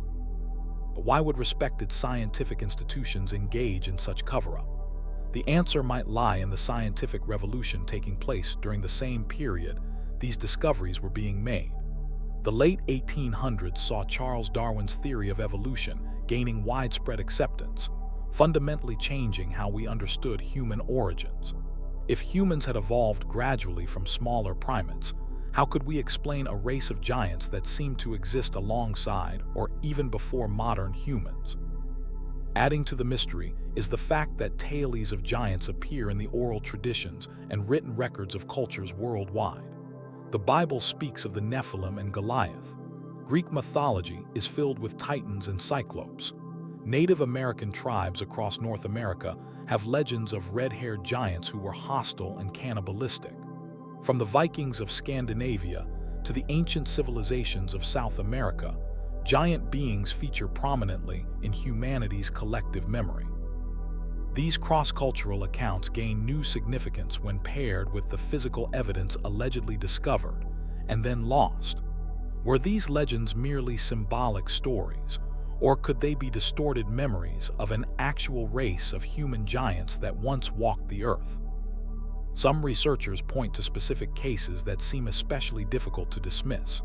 In 1912, Lake Delavan, Wisconsin became the site of an extraordinary find when 18 skeletons were uncovered, some measuring between 7 and 9 feet tall with elongated skulls and double rows of teeth.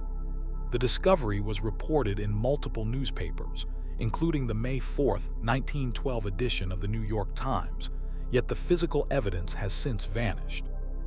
Even more compelling is the case of a massive skeleton uncovered during mining operations in Longyou Cave, Nevada in 1911, reportedly reaching nearly 10 feet in height with red hair still attached to the skull.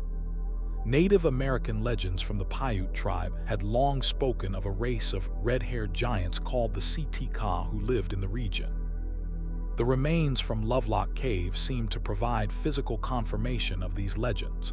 Yet today, only fragments remain available for study, none of which definitively prove the existence of giants. Critics argue that these newspaper accounts were simply sensationalism, exaggerations meant to sell papers in an era before rigorous scientific standards were applied to archaeological reporting.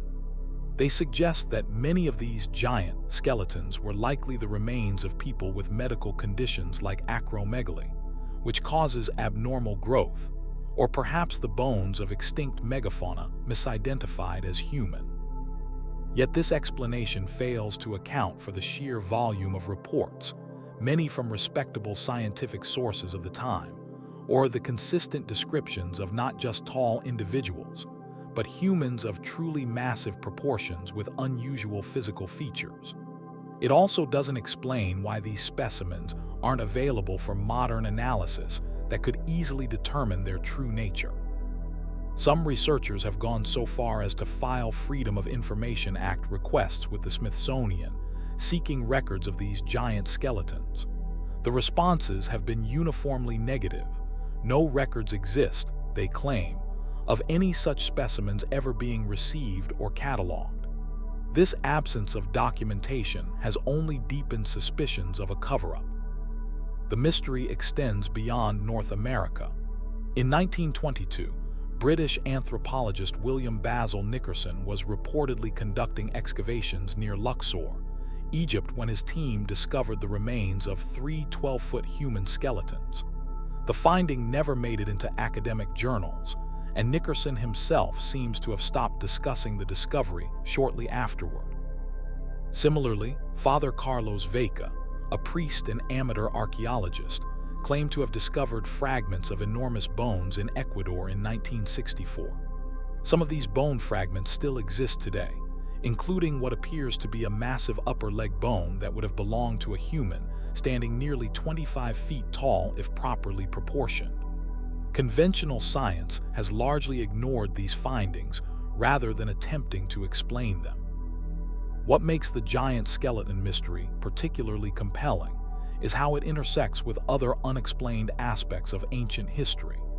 Many of the burial mounds where these giants were allegedly discovered featured advanced construction techniques and contained sophisticated artifacts that seemed out of place for the cultures officially credited with building them.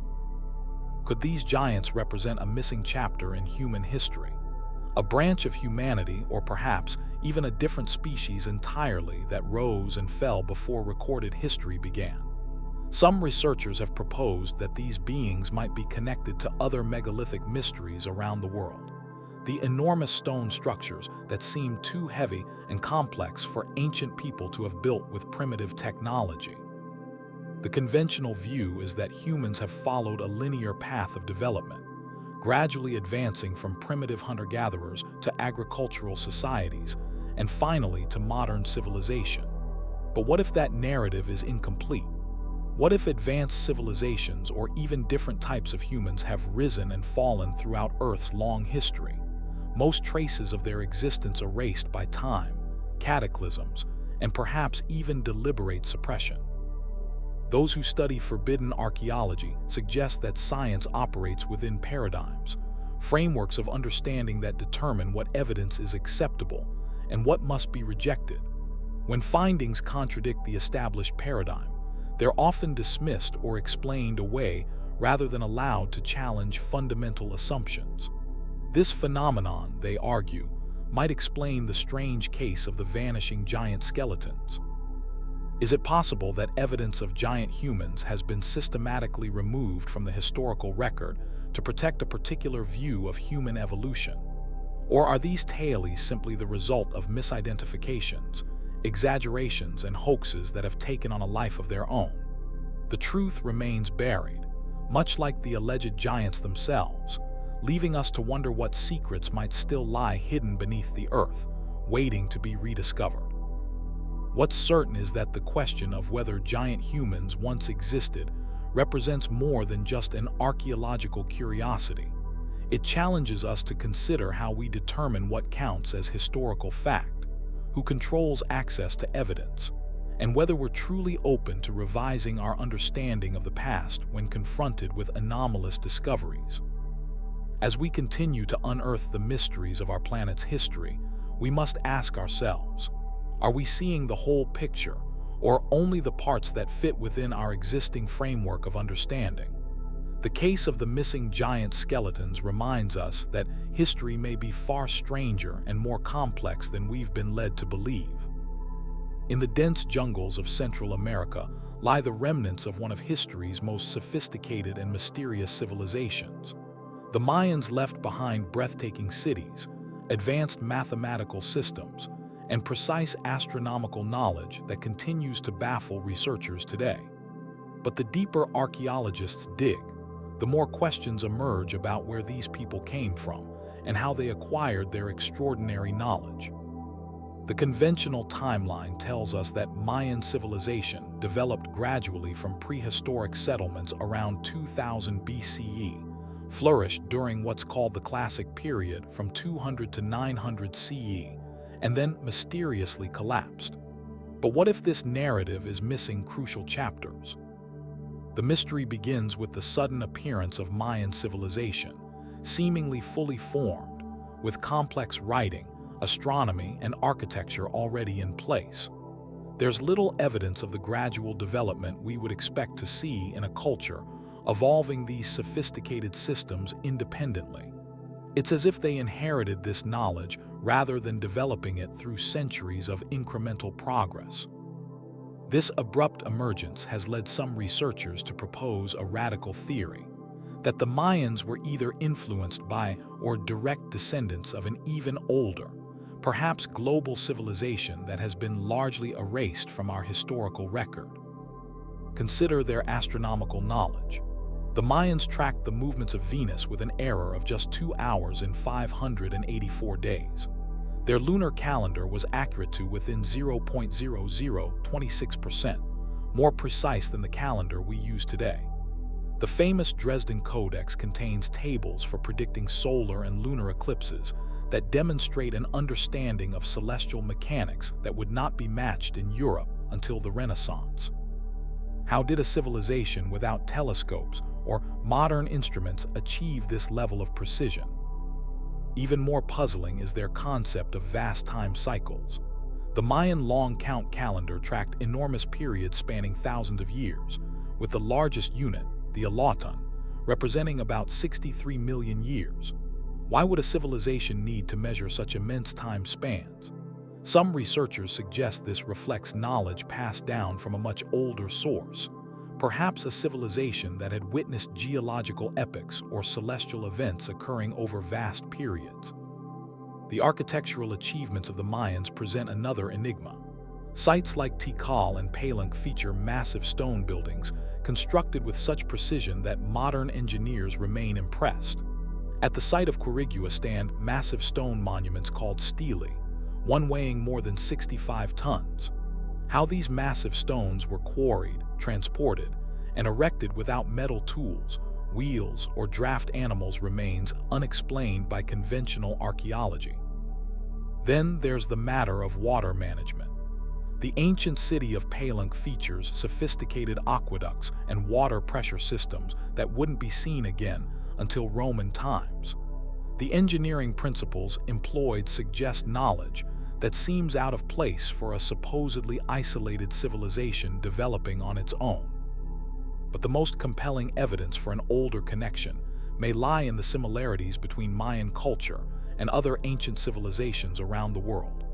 Researchers have identified striking parallels between Mayan symbols and those found in ancient Egypt, India, and even far-flung Easter Island.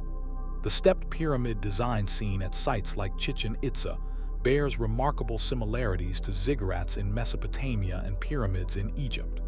Could these similarities be more than coincidence? The Popol Vuh, the sacred book of the Maya, contains creation myths that share themes with stories from across the ancient world: great floods, creator deities who formed humans from clay, and cosmic cycles of destruction and renewal. These narratives echo elements found in Sumerian, Egyptian, and Hindu texts, despite these cultures supposedly having no contact with one another. Some researchers point to linguistic connections as well. Studies have identified possible links between Mayan languages and those of ancient Japan, China, and even the Basque region of Europe, one of the oldest and most mysterious language groups in the world. Could these linguistic echoes be evidence of a common source culture that influenced civilizations across the globe? Adding to the mystery is the Mayan obsession with the Pleiades star cluster. This same star group held special significance for the ancient Egyptians, Greeks, Celts, and numerous other cultures worldwide. The precise alignment of Mayan structures to astronomical events such as solstices and equinoxes mirrors similar alignments at ancient sites from Stonehenge to the Great Pyramid of Giza. These global connections have led to the controversial theory that the Mayans may have been inheritors of knowledge from an advanced prehistoric civilization, one that spread its influence worldwide before being destroyed by some cataclysmic event. Proponents point to the end of the last ice age around 10,500 BCE as a potential time frame for such a catastrophe. As the glaciers melted, global sea levels rose by more than 300 feet, potentially submerging coastal cities and forcing survivors inland with whatever knowledge they could preserve. This would explain why similar myths of a great flood appear in hundreds of cultures worldwide, including the Maya. It might also explain why so many ancient civilizations seem to have appeared with sophisticated knowledge already in place, rather than developing it gradually over thousands of years. Critics of this theory argue that similarities between ancient cultures can be explained by independent development. Humans facing similar challenges might arrive at similar solutions without direct contact. They suggest that the apparent sudden emergence of Mayan civilization is simply due to gaps in the archaeological record, with earlier developmental stages either not yet discovered or lost to the ravages of time and the humid jungle environment. Yet the mystery deepens when we consider the Olmec civilization that preceded the Maya. Dating back to at least 1,500 BCE, the Olmec created massive stone heads with distinctly African features, suggesting possible contact with cultures across the Atlantic long before Columbus. Some researchers believe the Olmec may represent the missing link between an older, global civilization and the later Maya. The puzzling ability of the Maya to work with very hard stone is another clue pointing to inherited knowledge. At sites like Comet, sculptors created intricate designs in andesite, one of the hardest stones in the world, using what conventional archaeology tells us were only stone and wooden tools. Modern stone carvers with metal tools would struggle to achieve such results. Could they have possessed lost techniques passed down from an earlier, more technologically advanced society? The controversial discovery of what appear to be ancient Chinese artifacts in Mayan territory adds another layer to the mystery. In 1996, a cache of jade objects bearing Chinese-style carvings was reportedly found in a Mayan site in Belize, suggesting possible transoceanic contact thousands of years before such exchanges were thought possible. Similarly, traces of cocaine and tobacco, plants native only to the Americas, have been found in Egyptian mummies, hinting at ancient global trade networks that history has forgotten. Perhaps most intriguing is the Mayan understanding of precession, the slow wobble of Earth's axis that causes the position of stars to shift over a 26,000-year cycle. This knowledge appears in their calendar systems and astronomical alignments, yet observing and measuring this phenomenon would require consistent astronomical observations over many centuries. How could a civilization that supposedly existed for only a few thousand years have this knowledge, unless it was inherited from a much older source? Some researchers suggest that the answer may lie in the tantalizing references found in Mayan texts to the mysterious homeland of their ancestors, a place they called Xibalba or Chilan, described as lying across the sea to the east. Could this be a reference to Atlantis or another lost civilization from which the Mayans descended or received their knowledge? The abrupt collapse of classic Mayan civilization around 900 CE adds yet another layer to the enigma. While conventional explanations point to drought, warfare, or agricultural failure, some researchers question whether the Maya simply abandoned their cities rather than collapsing entirely, perhaps fulfilling some cycle of time they had inherited from their mysterious predecessors. As we continue to decode their hieroglyphs and unearth their cities from beneath the jungle canopy, the Mayans challenge us to reconsider what we think we know about ancient history. Were they truly isolated developers of advanced knowledge, or were they the inheritors of wisdom from a much older, perhaps global civilization, one whose existence has been erased by time, cataclysm, and our own reluctance to rewrite the historical narrative? The answer may lie buried in the jungles of Central America, waiting to be discovered by those willing to look beyond conventional explanations and consider the possibility that our timeline of human civilization may be far longer and more complex than we've been taught to believe. Hidden away in museums around the world, largely ignored by mainstream archaeology, lies evidence of something that shouldn't exist: human-like skulls of impossible proportions and strange anatomical features. These aren't the result of modern medical conditions or simple deformations. They represent one of archaeology's most persistent and disturbing mysteries: the elongated skulls that have been discovered on nearly every continent, with the most famous examples coming from Peru's Paracas region. These skulls force us to ask an uncomfortable question. Did an entirely different species of intelligent beings once walk alongside our ancestors, leaving behind only these bizarre skeletal remains as evidence of their existence? The mystery begins in 1928 when Peruvian archaeologist Julio Tello made a shocking discovery in a complex system of tombs on the Paracas Peninsula. Among the hundreds of mummified remains were dozens of skulls with extraordinary dimensions, some more than 25% larger in volume than normal human skulls, with cranial cavities that extended far beyond what should be anatomically possible. What makes these skulls truly anomalous isn't merely their shape, but their structural composition. While many ancient cultures practiced artificial cranial deformation, binding infants' heads to create an elongated shape for cultural or religious reasons, the Paracas skulls exhibit crucial differences that artificial deformation cannot explain. Normal human skulls consist of three primary cranial plates: the parietal, frontal, and occipital, that fuse together as we develop. The Paracas skulls, however, have only two plates. They lack the sagittal suture, the fibrous joint that runs along the top of the skull from front to back, joining the two parietal bones. This fundamental anatomical difference suggests these beings weren't simply deformed humans, but something else entirely. Even more puzzling is their size.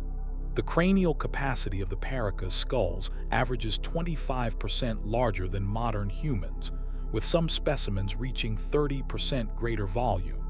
Since brain size is generally correlated with intelligence, these beings potentially possessed cognitive abilities far beyond our own. Adding to their strangeness, the eye sockets are unusually large and round. The cheekbones are pronounced but narrow, and the overall facial structure is significantly smaller in proportion to the cranium than in normal humans. In 2014, initial DNA testing on one of these skulls reportedly revealed genetic mutations unlike anything previously found in humans or primates. Though these results have been contested and require further verification, they raise the possibility that these beings possess genetic material at least partially distinct from Homo sapiens. The mitochondrial DNA showed mutations unknown in any human, primate, or animal found on Earth. What's particularly striking is that these elongated skulls aren't limited to Peru. Similar specimens have been found across Central and South America, in Mexico, Bolivia, and even as far north as present-day Illinois. Beyond the Americas, remarkably similar elongated skulls have been discovered in Egypt, Iraq, Russia, Australia, and throughout Europe. This global distribution challenges the idea that they represent a localized genetic anomaly or cultural practice. Instead, it suggests an ancient, worldwide presence of these beings. In Malta, elongated skulls were discovered in the hypogeum of Hal Saflieni, an underground temple complex dating back more than 5,000 years. The sleeping lady figurine found at this site depicts a woman with an elongated head, suggesting these features were considered normal or even revered. Similarly, ancient Egyptian artwork frequently shows individuals with dramatically elongated heads, including pharaohs and members of the royal family. The famous bust of Nefertiti reveals a noticeably elongated skull beneath her royal headdress. The question becomes not just who these beings were, but when they lived among us. Many of the Paracas skulls have been dated to between 2000 BCE and 400 CE, but others around the world appear to be much older. Some researchers suggest they may represent a species or subspecies of humans that coexisted with early Homo sapiens, similar to how modern humans once shared the planet with Neanderthals and Denisovans. But unlike our other ancient relatives, the beings with elongated skulls seem to have occupied positions of power and influence in many societies. They're consistently found in elaborate burial chambers, surrounded by valuable grave goods, suggesting they held high status. Stone carvings and ceramics from Peru often depict individuals with elongated heads wearing elaborate headdresses and ceremonial attire, indicating they may have been rulers or priests.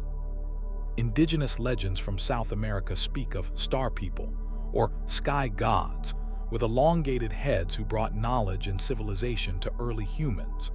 The Incas themselves traced their lineage to celestial beings who, according to legend, had distinctly different physical characteristics from ordinary humans. Similar stories appear in ancient Egypt, where gods like Osiris and Akhenaten are portrayed with elongated skulls. Could these myths be distorted memories of an actual race that once lived alongside our ancestors? While mainstream archaeology typically dismisses these skulls as the result of artificial cranial deformation, this explanation fails to account for their unique anatomical features. Artificial deformation can change a skull's shape, but it cannot add cranial volume, remove sutures, or alter the fundamental bone structure and eye socket shape seen in these specimens. Some researchers have proposed that they represent the descendants of an advanced civilization that survived the cataclysmic end of the last ice age, perhaps the source of persistent legends about Atlantis or similar lost worlds. Others suggest a more controversial explanation, that they may be evidence of non-human or hybrid beings, possibly explaining the numerous ancient texts that describe gods interbreeding with humans. The idea that these skulls might represent extraterrestrial visitors or hybrids is generally rejected by conventional science. However, the resemblance between the Paracas skulls and depictions of gray aliens in modern accounts of extraterrestrial encounters has not gone unnoticed by researchers in the field of exopolitics. Both share the distinctive features of an oversized cranium, small facial features, and large eyes. What's particularly fascinating is how these beings seem to suddenly disappear from the historical record. In Peru, the people with elongated skulls vanish around 400 CE. In Egypt, representations of elongated-headed rulers fade away after the Amarna period. Across the world, this distinct strain of humanity seems to have been either absorbed through interbreeding with regular humans, died out naturally, or perhaps deliberately eradicated. Some researchers point to ancient texts that describe wars between gods, or between gods and humans, as possible references to conflicts involving these mysterious beings.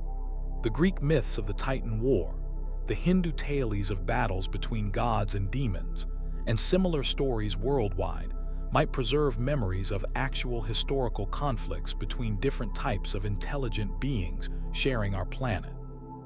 The implications of confirming that these skulls represent a different species would be profound, forcing us to rewrite much of what we understand about human history.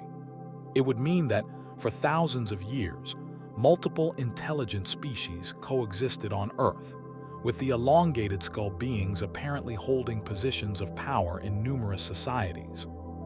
This would explain why similar religious concepts, architectural techniques, and astronomical knowledge appear in seemingly unconnected ancient cultures worldwide.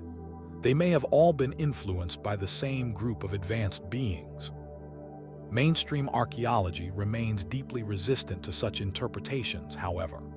The career consequences for researchers who pursue these lines of inquiry can be severe, leading many to avoid the topic entirely despite the compelling evidence.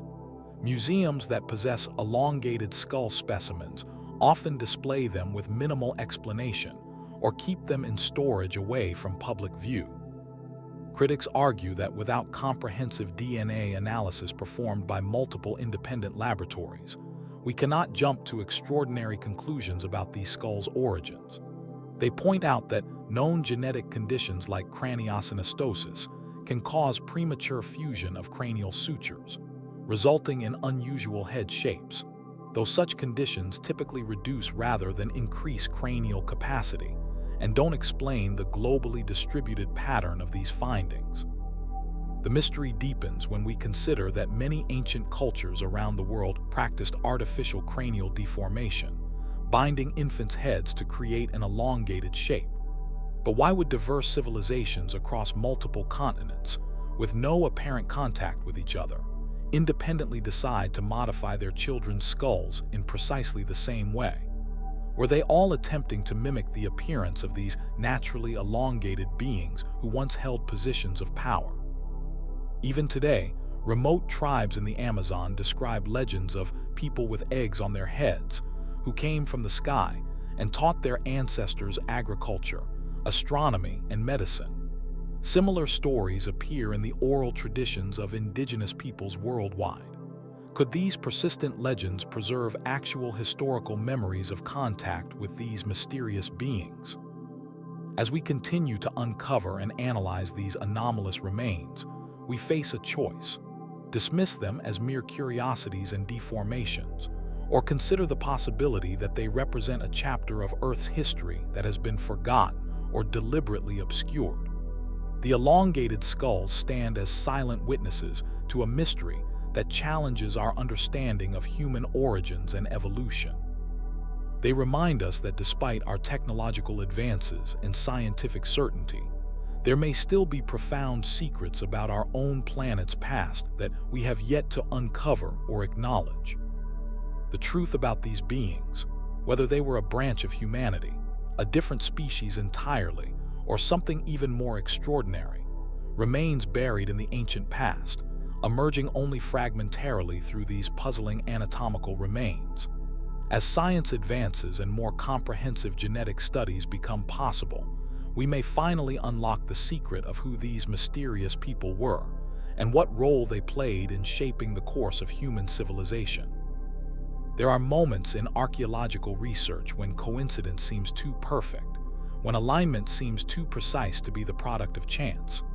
One such moment occurred in 1994 when researcher Robert Bovell published his controversial Orion correlation theory, suggesting that the three main pyramids of Egypt's Giza Plateau were deliberately positioned to mirror the three stars that form Orion's belt.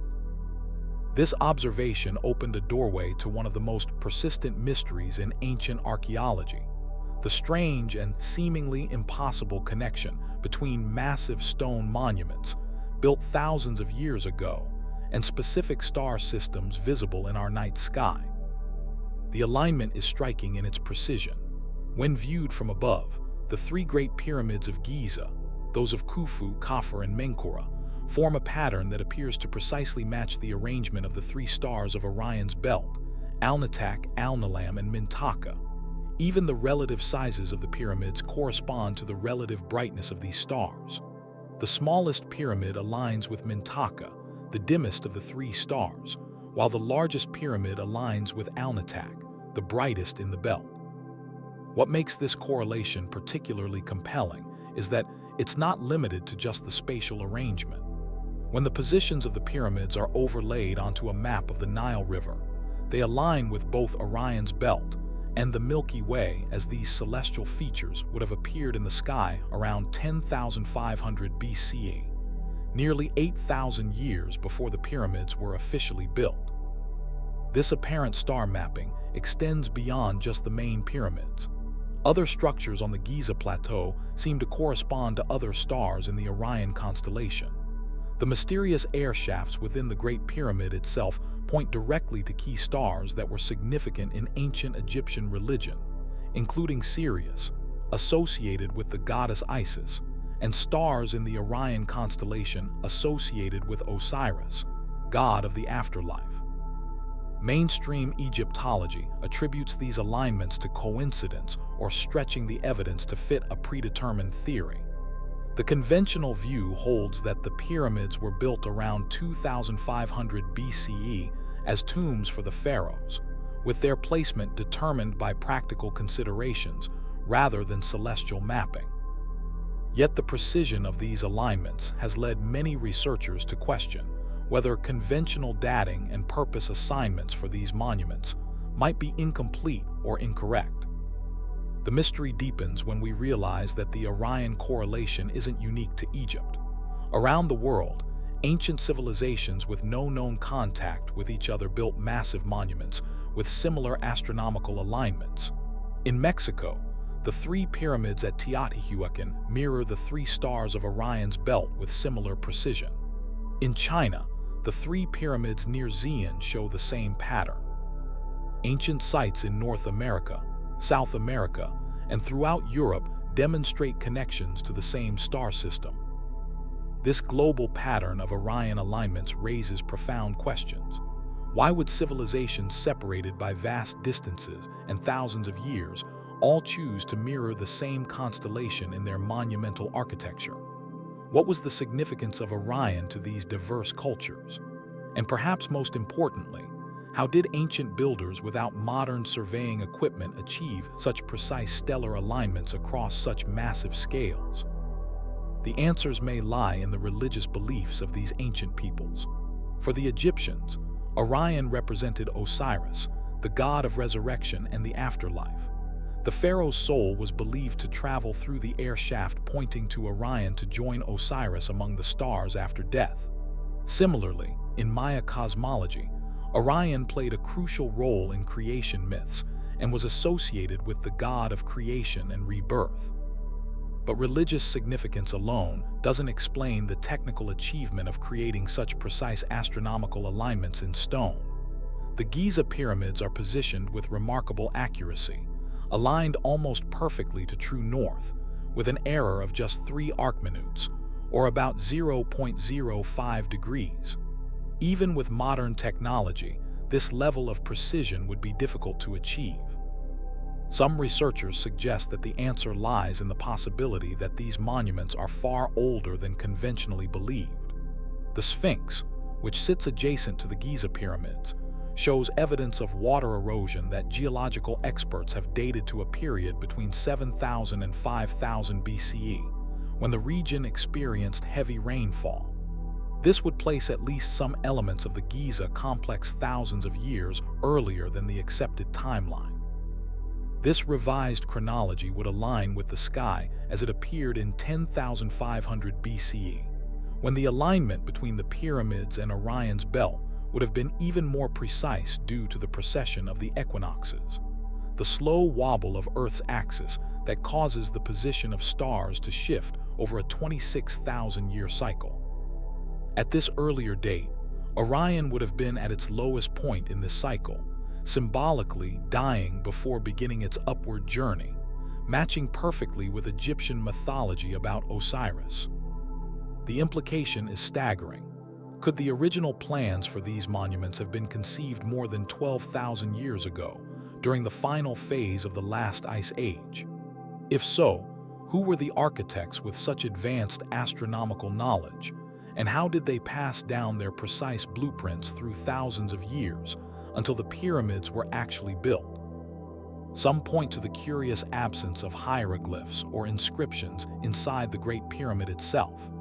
Unlike later Egyptian tombs and monuments covered in detailed writings, the interior chambers of the Great Pyramid are strikingly bare. Could this indicate that its origins predate the development of Egyptian hieroglyphic writing, or that it was built by a different culture entirely, only later attributed to the pharaoh Khufu? Adding to the mystery is the incredible precision with which the Great Pyramid was constructed. Its base is leveled to within just 0.6 inches across its 13-acre footprint. Its sides are aligned to the cardinal directions, with an accuracy of up to 3 arc minutes.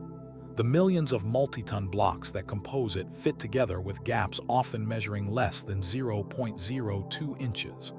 These engineering feats would challenge even modern builders with advanced technology.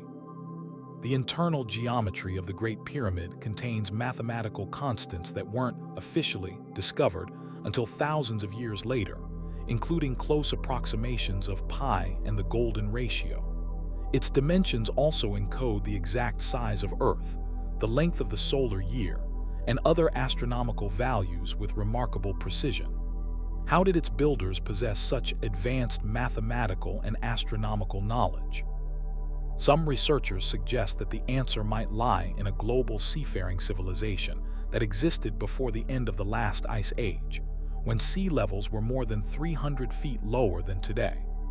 As the ice melted and seas rose around 10,500 BCE, this civilization's coastal settlements would have been submerged, forcing survivors inland with whatever knowledge they could preserve. This would explain why Orion-aligned monuments appear across multiple continents built by supposedly unconnected cultures. It might also explain the numerous flood myths that appear in hundreds of cultures worldwide, from the biblical story of Noah to similar accounts in Mesopotamian, Greek, Hindu, Chinese, and Mayan traditions. The idea that an advanced global civilization existed before recorded history is generally rejected by mainstream archaeology. However, recent discoveries have repeatedly pushed back the timeline of sophisticated human cultures. Göbekli Tepe in Turkey, with massive carved stone monuments dating to 9600 BCE, demonstrates advanced architectural capabilities thousands of years earlier than previously thought possible. Underwater structures like those found off the coast of Japan suggest the possibility of even older sites now submerged beneath the seas. Critics of the Orion correlation theory point out that any 3 points can form a pattern similar to Orion's belt if viewed from the right angle and with enough imagination.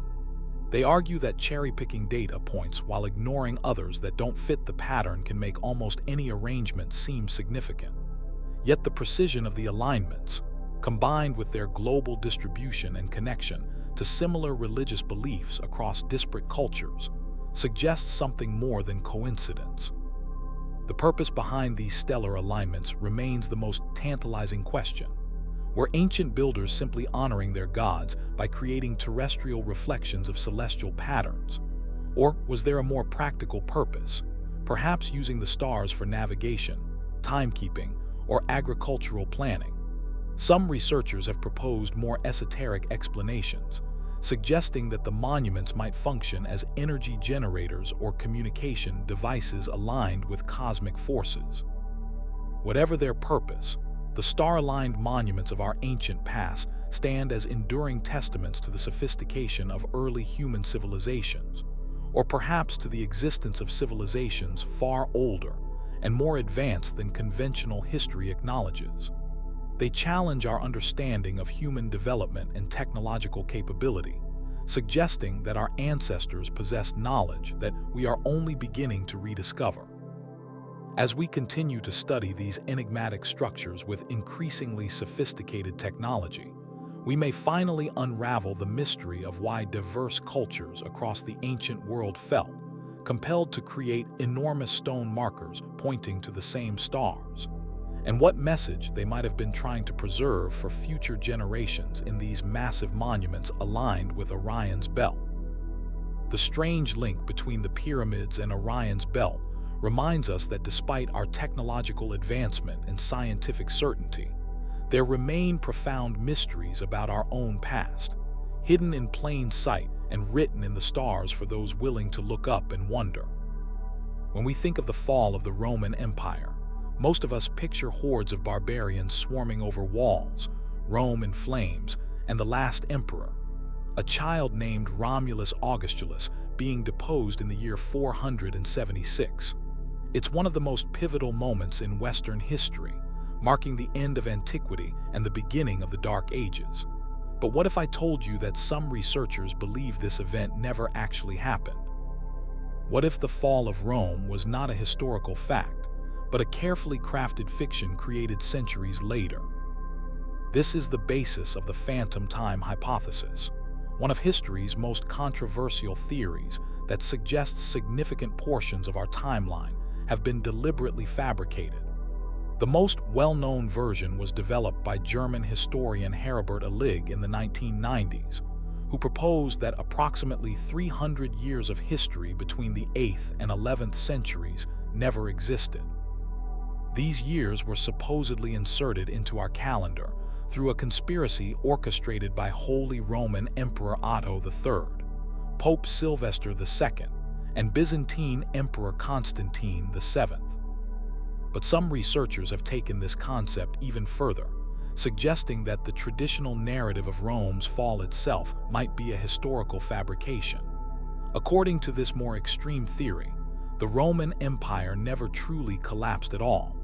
It simply transformed and continued under different names and guises, while the story of its fall was retroactively written into the historical record.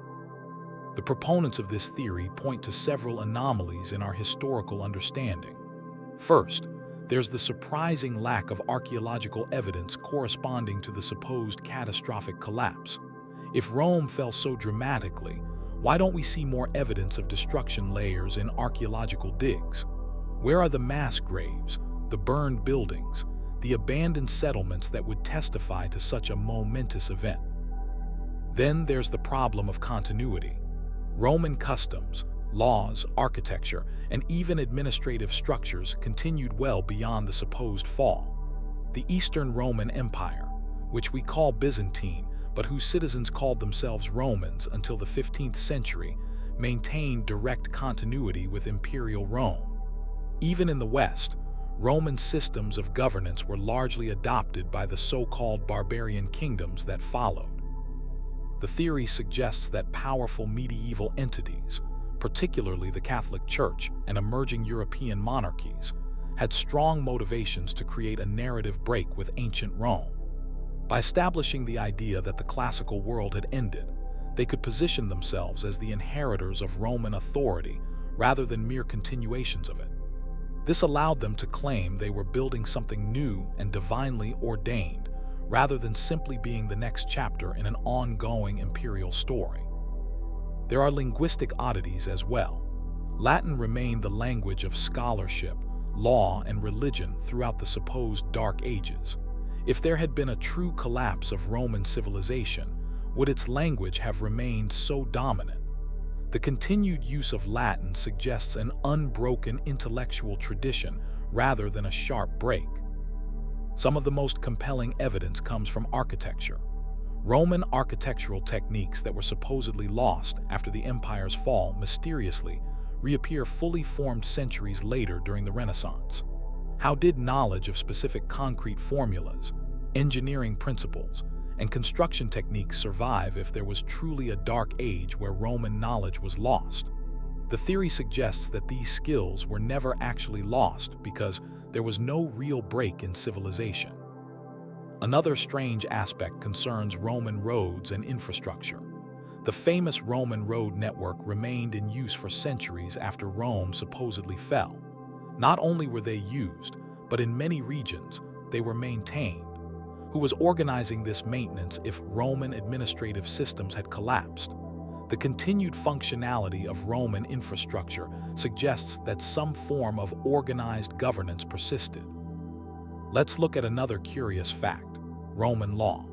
The Justinian Code, compiled in the 6th century in the Eastern Roman Empire, became the basis of legal systems throughout medieval Europe. If Rome had truly fallen and its systems collapsed, why would its legal traditions remain so influential? The theory proposes that Roman legal traditions continued uninterrupted because Roman governance itself never truly ended. The theory also points to inconsistencies in our historical records. Many of the accounts we have of Rome's fall were written centuries after the events they describe. The primary sources are remarkably sparse for such a world-changing event.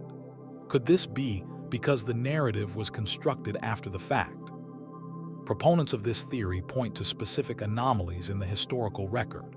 For example, the 7th century appears suspiciously empty of major historical events and achievements in Western Europe. Few documents survive from this period, few technological advances occurred, and archaeological evidence is sparse. Could this be because these years were partially or completely invented to fill a gap in the historical record? There's also the curious case of Charlemagne, crowned as Holy Roman Emperor in the year 800. Historical records about Charlemagne are filled with contradictions and mythological elements. Some theorists suggest that Charlemagne, as we know him, was largely a fictional creation designed to bridge the fabricated gap between ancient Rome and medieval Europe. The dating methods used to establish our historical timeline present another problem. Until relatively recently, historians relied primarily on written documents to establish chronologies. If those documents contained deliberate falsifications or mistakes, those errors would be carried forward. Modern scientific dating methods like radiocarbon dating have a margin of error that can sometimes span centuries, making it difficult to definitively prove or disprove these theories. One of the most interesting aspects of this theory involves currency. Roman coins continued to circulate throughout Europe long after the empire supposedly fell. Not only that, but many barbarian kingdoms minted their own coins in direct imitation of Roman ones, often including Latin inscriptions and imagery associated with Roman authority. Why would they do this if Rome's power and prestige had truly collapsed? The theory suggests that these weren't imitations at all, but continuations of an ongoing Roman monetary system. Opponents of the theory point out numerous flaws in this reasoning. For one, we have continuous historical records from multiple independent sources across Europe, North Africa, and the Middle East that all confirm the traditional timeline. For a conspiracy to fabricate history to succeed, it would require an impossible level of coordination across diverse and often hostile cultures. Scientific evidence also contradicts the theory. Dendrochronology, tree ring dating, ice core samples, astronomical records of eclipses and comets, and other physical evidence all align with the conventional timeline. These natural records can have been falsified by medieval conspirators. Historians also note that the apparent continuity is easily explained. The Roman Empire didn't collapse overnight. It was a gradual transformation rather than a sudden fall. Roman institutions, customs, and knowledge didn't disappear, they evolved. What we call the fall was more of a complex political restructuring than a civilizational collapse. Yet the theory persists, asking us to look more closely at what we think we know about this pivotal moment in history. If Rome never truly fell, what else in our historical narrative might be constructed rather than factual? How much of what we consider historical truth is actually interpretation or fabrication? Perhaps the most unsettling aspect of this theory is what it suggests about historical knowledge in general. If it were possible to fabricate centuries of history, complete with supposedly contemporary documents, artifacts, and buildings, what else might have been rewritten? How certain can we be about any historical narrative? The theory that Rome never fell challenges us to question one of the foundational narratives of Western civilization. It forces us to consider the possibility that our understanding of the past may be shaped not just by what actually happened, but by what later powers wanted us to believe happened. And that possibility, perhaps more than any specific historical claim, is what makes this theory so persistently intriguing and disturbing. Whether you believe Rome fell or not, one thing remains certain: the empire's legacy continues to shape our world in countless ways. Perhaps, as some of these theorists suggest, that's because it never truly ended at all. Perhaps the Roman Empire is still with us, hidden in plain sight beneath the veneer of what we call the modern world. Deep in the Brisbane Water National Park, just north of Sydney, Australia, lies one of archaeology's most puzzling enigmas. Carved into the sandstone cliffs of Orion are approximately 250 symbols that appear to be ancient Egyptian hieroglyphs. Known as the Gosford glyphs or the Orion hieroglyphs, these strange markings seem impossibly out of place, potentially challenging everything we thought we knew about ancient contact between civilizations separated by vast oceans. According to conventional history, ancient Egyptians never reached Australia. The distance of over 8,000 miles across treacherous seas would have been impossible to traverse with ancient ship technology. Yet here, etched into rock in the Australian wilderness, are what appear to be authentic Egyptian symbols dating back thousands of years. What are they doing there? Who carved them? And could they possibly be genuine? The glyphs were first brought to public attention in the 1970s, though local indigenous stories suggest knowledge of the site long before European documentation. The carvings are located within two sandstone walls forming a narrow corridor about 15 feet long. They contain what appears to be a narrative told through hieroglyphic symbols, including cartouches, oval frames containing royal names, ankhs, and other recognizable Egyptian motifs. What makes the Gosford glyphs particularly intriguing is their apparent coherence. Unlike random collections of symbols that might be carved by someone with limited knowledge of hieroglyphs, these markings seem to follow grammatical structures and contain contextually appropriate symbols. Some enthusiasts have attempted translations that suggest they tell the story of a shipwrecked Egyptian royal expedition around 2800 BCE. According to these controversial translations, the glyphs describe an expedition led by Lord Nefertari, sent by Pharaoh Khufu, builder of the Great Pyramid. The expedition was shipwrecked, and the pharaoh's son, Prince Jeseb, was bitten by a snake and died despite efforts to save him. He was supposedly buried nearby, and the glyphs were carved as a memorial. If true, this would mean ancient Egyptians had not only developed seafaring capabilities far beyond what conventional history accepts, but had reached Australia nearly 4,000 years before European explorers. Such a discovery would completely rewrite our understanding of ancient maritime history and the capabilities of early civilizations. But here's where the mystery deepens. Mainstream archaeologists and Egyptologists have overwhelmingly rejected the authenticity of the Gosford glyphs. They point to numerous irregularities in the hieroglyphs themselves, errors in syntax, misused symbols, and anachronistic elements that someone with genuine knowledge of ancient Egyptian writing wouldn't make. According to these experts, the glyphs appear to be a modern hoax, perhaps created sometime in the 20th century. Professor Naguib Kanawati, an Egyptologist at Macquarie University in Sydney, examined the site and concluded the carvings couldn't be genuine. He pointed out that some hieroglyphs were from different time periods of ancient Egyptian history, while others were simply incorrectly formed. It would be like finding a document that mixed medieval English with modern slang, an obvious anachronism. Ray Johnson, another Egyptologist, went further.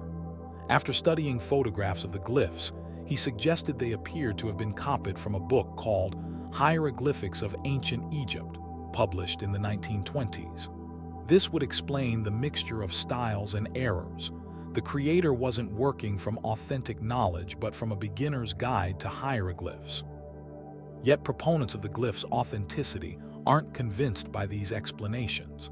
They point out that erosion patterns on some of the carvings suggest considerable age. They also note that early European settlers documented Aboriginal stories about fair-skinned people who arrived from the sea long before white colonization. Could these stories be preserving ancestral memories of Egyptian visitors? Some researchers have pointed to other anomalous archaeological findings in Australia that might support ancient Egyptian contact. Stone artifacts that resemble Egyptian scarabs have been found in Queensland. Unusual skull deformations similar to those practiced in ancient Egypt have been documented in early Aboriginal remains, and linguistic researchers have claimed to identify similarities between some Aboriginal words and ancient Egyptian language. There's also the tantalizing evidence of ancient Egyptian mummies with traces of tobacco and cocaine in their system's substances that supposedly weren't available in the Old World until after Columbus reached the Americas.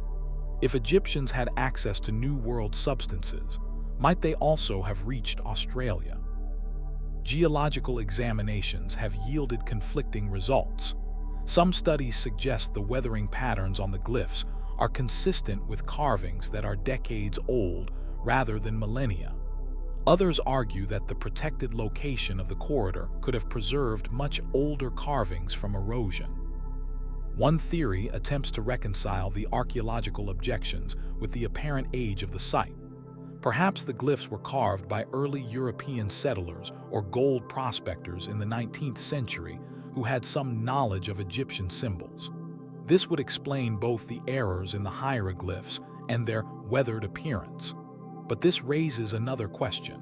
Why would someone go to such trouble in such a remote location? A more recent development in the mystery came when researchers using ground-penetrating radar claimed to have detected anomalous structures beneath the soil, near the glyph structures that could, according to some interpretations, be consistent with an ancient tomb. However, no excavation has been permitted to verify these claims, partly out of respect for Aboriginal heritage concerns. The indigenous perspective on the glyphs adds another layer to the mystery. Some Aboriginal elders have expressed skepticism about Egyptian visitors, while others reference oral traditions that could support the idea of ancient contact with foreign peoples. The Darkinjung people, traditional custodians of the land where the glyphs are located, have their own stories about the site which add complexity to its interpretation. What makes the Gosford glyphs so persistently fascinating is how they symbolize a larger question in archaeology. How isolated were ancient civilizations from one another? The conventional view has long been that major civilizations like Egypt, China, Mesoamerica, and the Indus Valley developed largely independently, with limited contact outside their regions. But increasingly, evidence suggests more interconnection than previously thought. We now know that ancient trade networks were more extensive than once believed. The Silk Road was active earlier than historians once thought. Maritime trade in the Mediterranean and Indian Ocean connected distant cultures. Ancient DNA studies have revealed population movements that weren't documented in written history. In this context, could something as radical as Egyptian contact with Australia be possible? Critics point out that extraordinary claims require extraordinary evidence, and the Gosford glyphs simply don't meet that threshold. If ancient Egyptians reached Australia, where are their settlements, their tools, their remains? Why is there no genetic evidence of Egyptian ancestry in indigenous Australian populations? And most importantly, where are the ships that could have made such a journey possible? The technology required for ancient Egyptians to reach Australia would have been far beyond what we currently believe they possessed. While they were accomplished sailors on the Nile and in the Mediterranean, crossing the Indian Ocean would have required navigational skills and vessel designs that wouldn't be developed until thousands of years later. Yet history is full of examples where conventional wisdom about the capabilities of ancient peoples has been proven wrong. The settlement of Polynesia showed that ancient mariners could travel thousands of miles across open ocean.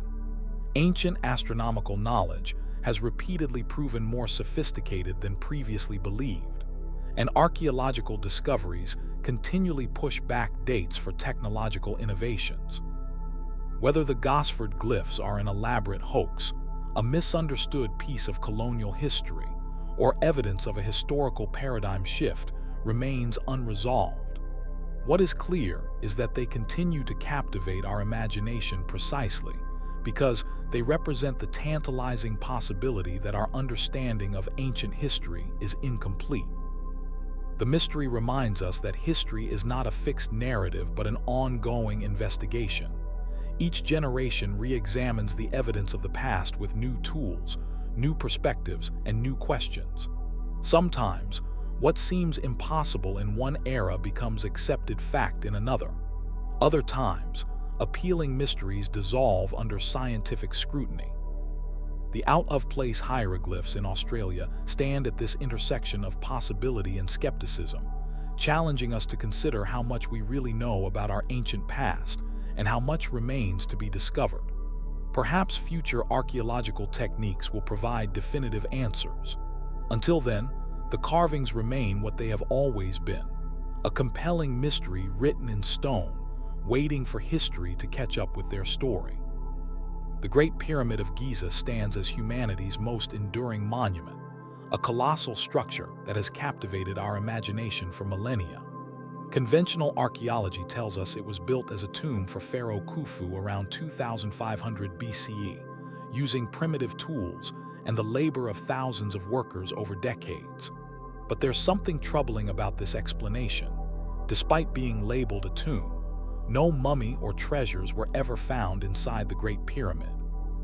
In fact, the interior chambers seem strangely utilitarian, for a supposed final resting place of a god-king. This disconnect has led some researchers to propose a radical alternative theory. What if the Great Pyramid wasn't a tomb at all? What if this massive structure, with its remarkable precision and peculiar internal features, was actually designed as an ancient power plant, a sophisticated machine for generating and harnessing energy in ways we're only beginning to understand?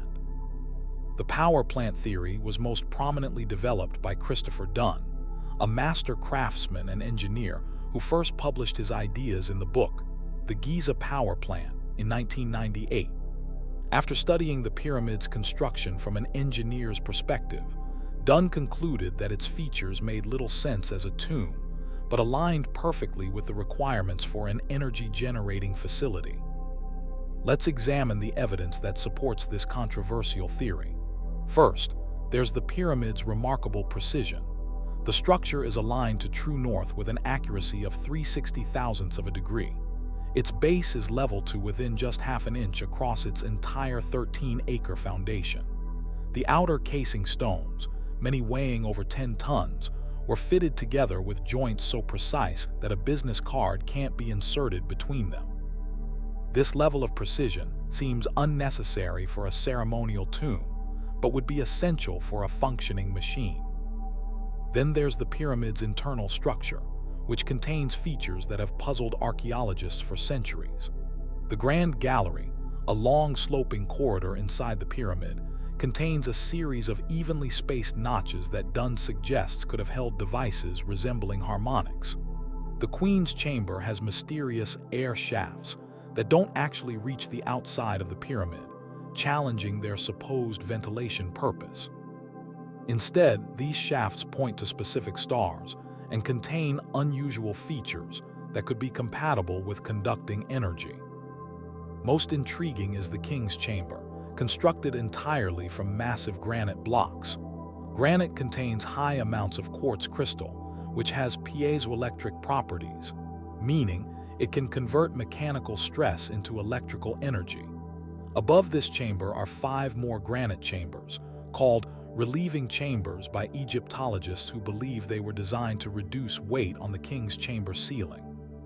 But Dunn and others suggest these chambers may have served as resonating chambers, amplifying energy generated within the structure.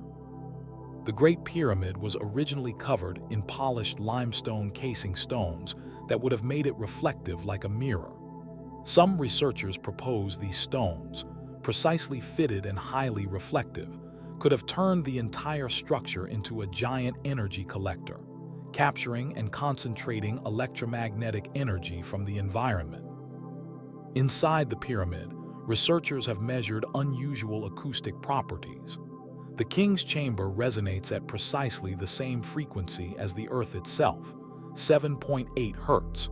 This suggests the chamber might have been deliberately designed to harness or amplify the planet's natural electromagnetic field, known as the Schumann resonance.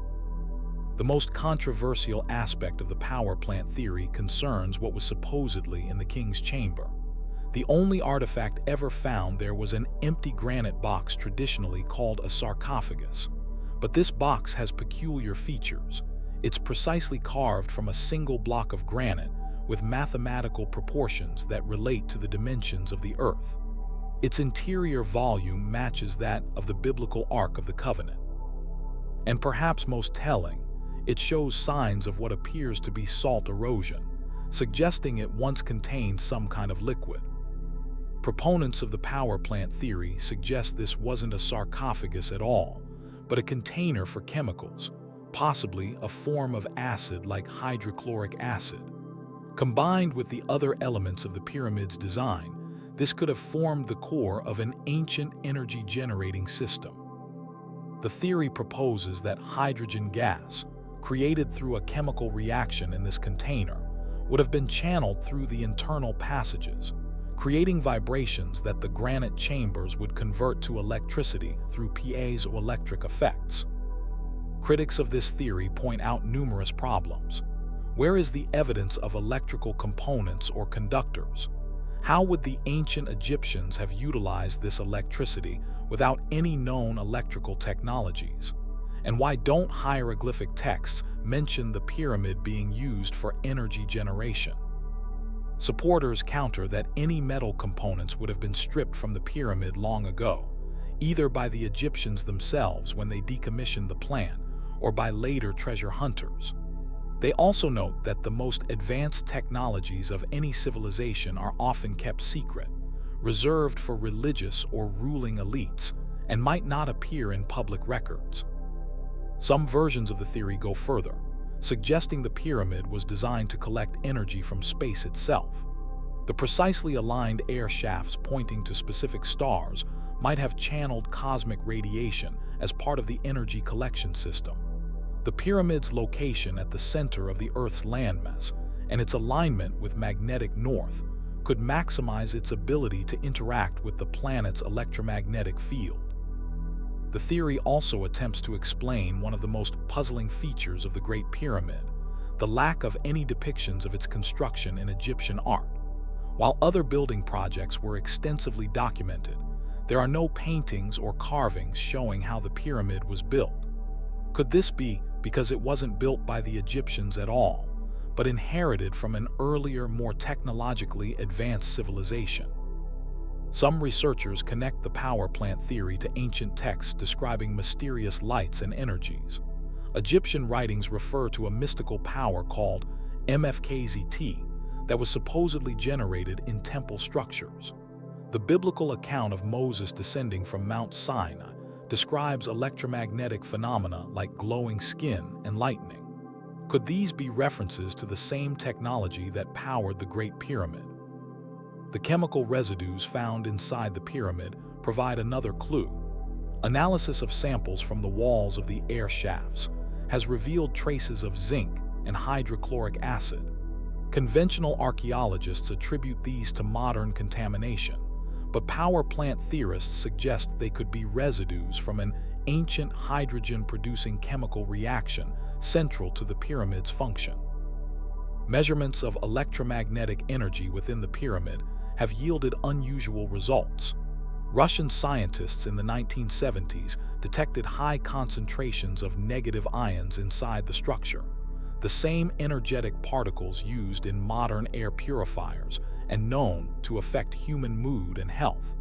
Could this be a leftover effect of the pyramid's original function? What's particularly interesting about the power plant theory is how it intersects with recent scientific discoveries. We now know that structures can indeed collect ambient electromagnetic energy. It's the principle behind crystal radios and some modern wireless charging technologies. Ultra-precise stone structures can create acoustic effects that generate measurable energy. And hydrogen, which the theory suggests was produced inside the pyramid, is now seen as a promising clean energy source. Mainstream Egyptologists and archaeologists dismiss the power plant theory as pseudoscience, pointing to extensive evidence that the pyramids were indeed tombs, consistent with Egyptian religious beliefs about the afterlife. They note that earlier pyramids contained burial remains and funerary texts, and that the lack of a mummy in the Great Pyramid can be explained by ancient tomb robbery. Yet the theory persists, not just as fringe speculation, but as a serious alternative hypothesis embraced by engineers, physicists, and other technical professionals who see in the Great Pyramids designed the unmistakable elements of a machine. Whether that machine was a power plant or served some other technological purpose remains open to debate. What if the truth lies somewhere between these competing visions? Perhaps the Great Pyramid was both a tomb and a technology, a machine designed to generate energy not for lighting and appliances as we use electricity today, but for spiritual or metaphysical purposes connected to Egyptian beliefs about the afterlife and transformation. Whatever the truth, the Great Pyramid remains what it has always been, a monument to human ingenuity that continues to challenge our understanding of the past. Its mysteries invite us to question our assumptions about ancient capabilities and consider the possibility that our ancestors possessed knowledge and technologies that we are only beginning to rediscover. Scattered across the face of our planet are thousands of ancient megalithic structures, stone circles, pyramids, mounds, and temples that have stood for millennia. Conventional archaeology tells us these monuments were built by different cultures for different purposes: religious worship, astronomical observation, or burial of the dead. But what if there's a hidden pattern connecting these sites? What if these ancient structures weren't built in isolation, but as parts of a vast planetary network designed to channel, amplify, and utilize Earth's natural energies? This is the theory of the ancient energy grid, a controversial idea suggesting that our ancestors understood and manipulated natural Earth energies through precisely placed megalithic structures aligned along what modern researchers call ley lines. These invisible energy pathways supposedly crisscross the globe, creating a network that our technologically primitive ancestors may have understood better than we do today.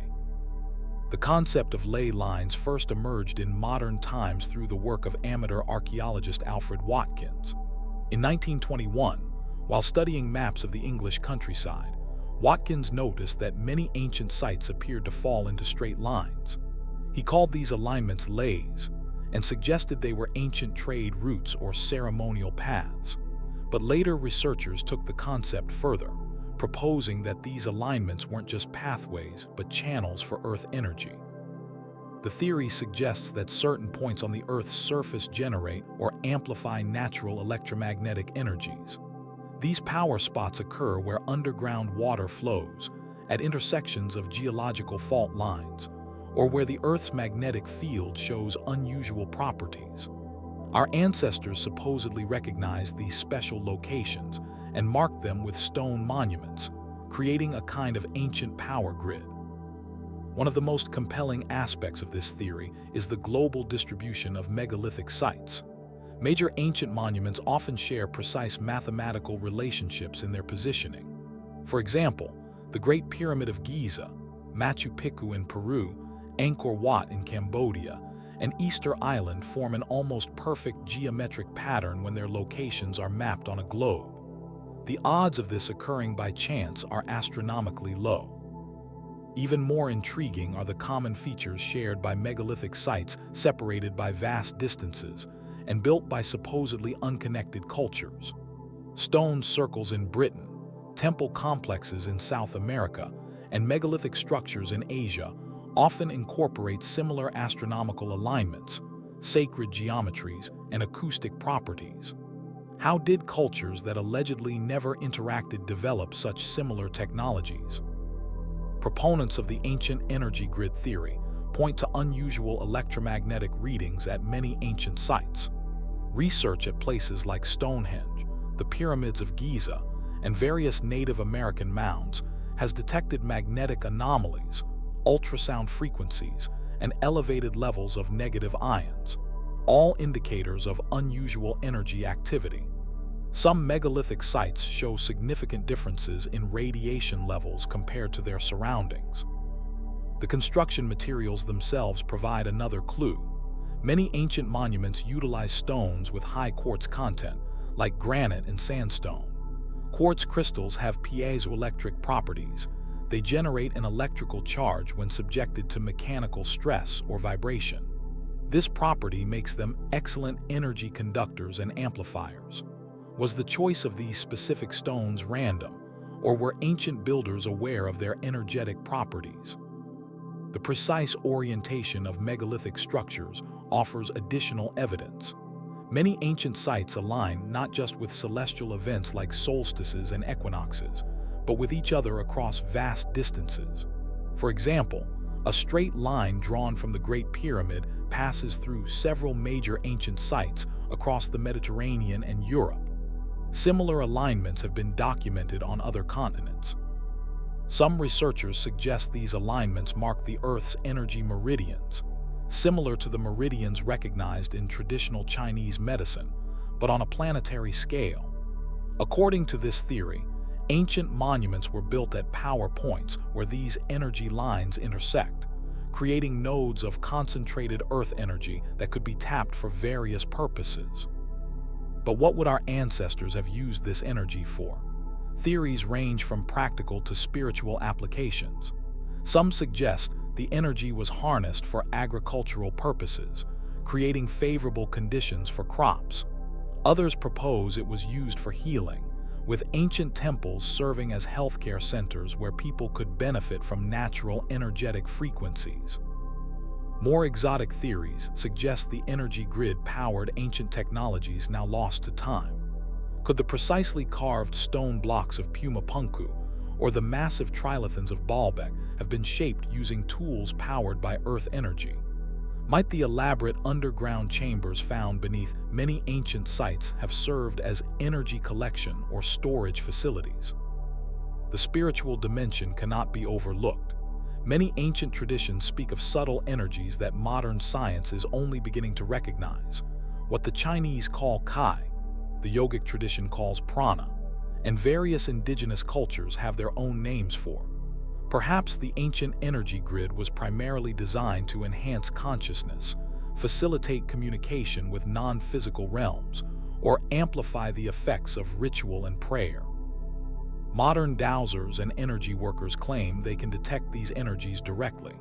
When they visit ancient sites, they report sensing energy lines that connect to other sacred sites, often matching the alignments that archaeoastronomers have documented through precise measurements. While subjective, these consistent reports across different cultures and time periods suggest something measurable may be occurring. The ancient energy grid theory gains further support from unexpected quarters, the placement of modern power installations. Researchers have noted that many power plants, especially hydroelectric dams, are located at or near ancient sacred sites. Is this merely coincidence, or did modern engineers unknowingly select the same energy-rich locations that ancient builders recognized thousands of years ago? Critics of the theory point out that with enough points on a map, anyone can find alignments purely by chance. They argue that the mathematical relationships between distant sites are selective, ignoring thousands of other ancient monuments that don't fit the pattern. Mainstream archaeologists emphasize cultural explanations for similarities between distant sites, attributing them to convergent evolution of ideas rather than shared technology. Yet scientific measurements continue to yield puzzling results. Studies using magnetometers have confirmed unusual magnetic properties at many ancient sites. Acoustic research has revealed that structures like Newgrange in Ireland and the king's chamber in the Great Pyramid resonate at specific frequencies that match brain wave patterns associated with altered states of consciousness. These findings suggest our ancestors understood principles of physics and neuropsychology that we're only rediscovering today. The distribution of megalithic sites across the globe shows another curious pattern. Many fall along significant geomagnetic lines, or at places where the Earth's magnetic field shows anomalies. The most significant ancient monuments are often located at geomagnetically active zones, suggesting their builders had instruments or abilities to detect these invisible forces. Some researchers have connected the ancient energy grid theory to the planet's mathematical properties. The placement of major sacred sites often corresponds to geometric patterns based on platonic solids when projected onto the Earth's surface. Sites like Giza, Angkor Wat, Easter Island, and Nazca appear to be positioned according to a precise global geometry that takes into account the exact dimensions of the Earth dimensions that weren't supposedly known until modern times. This geometric arrangement might serve a practical purpose. Engineers know that certain geometric patterns can amplify and direct energy more efficiently. If ancient builders were creating an energy collection and distribution system, positioning monuments according to sacred geometry would maximize its effectiveness. The most controversial aspect of the theory involves the age of this supposed grid system. While conventional archaeology dates most megalithic sites to between 5,000 and 2,000 years ago, some proponents of the ancient energy grid suggest the system might be much older, perhaps created by a forgotten advanced civilization before the end of the last ice age, with later cultures merely maintaining or rebuilding parts of a system they no longer fully understood. This could explain why similarly designed megalithic structures appear suddenly across vast regions, with little evidence of evolutionary development. It might also account for ancient texts from various cultures that refer to a previous age of advanced knowledge or to godlike beings who established the sacred centers of the world. Modern science offers some support for the basic concept of Earth energies. We now know our planet generates a complex electromagnetic field that varies across its surface. Geological features like fault lines and underground water sources create measurable changes in this field, and recent research in quantum physics suggests possibilities for energy transmission that weren't considered scientifically viable even a few decades ago. Some researchers have attempted to replicate the effects they believe the ancient energy grid produced. Experiments with scaled-down stone circles and pyramids have demonstrated measurable effects on plant growth, water crystallization, and electromagnetic fields.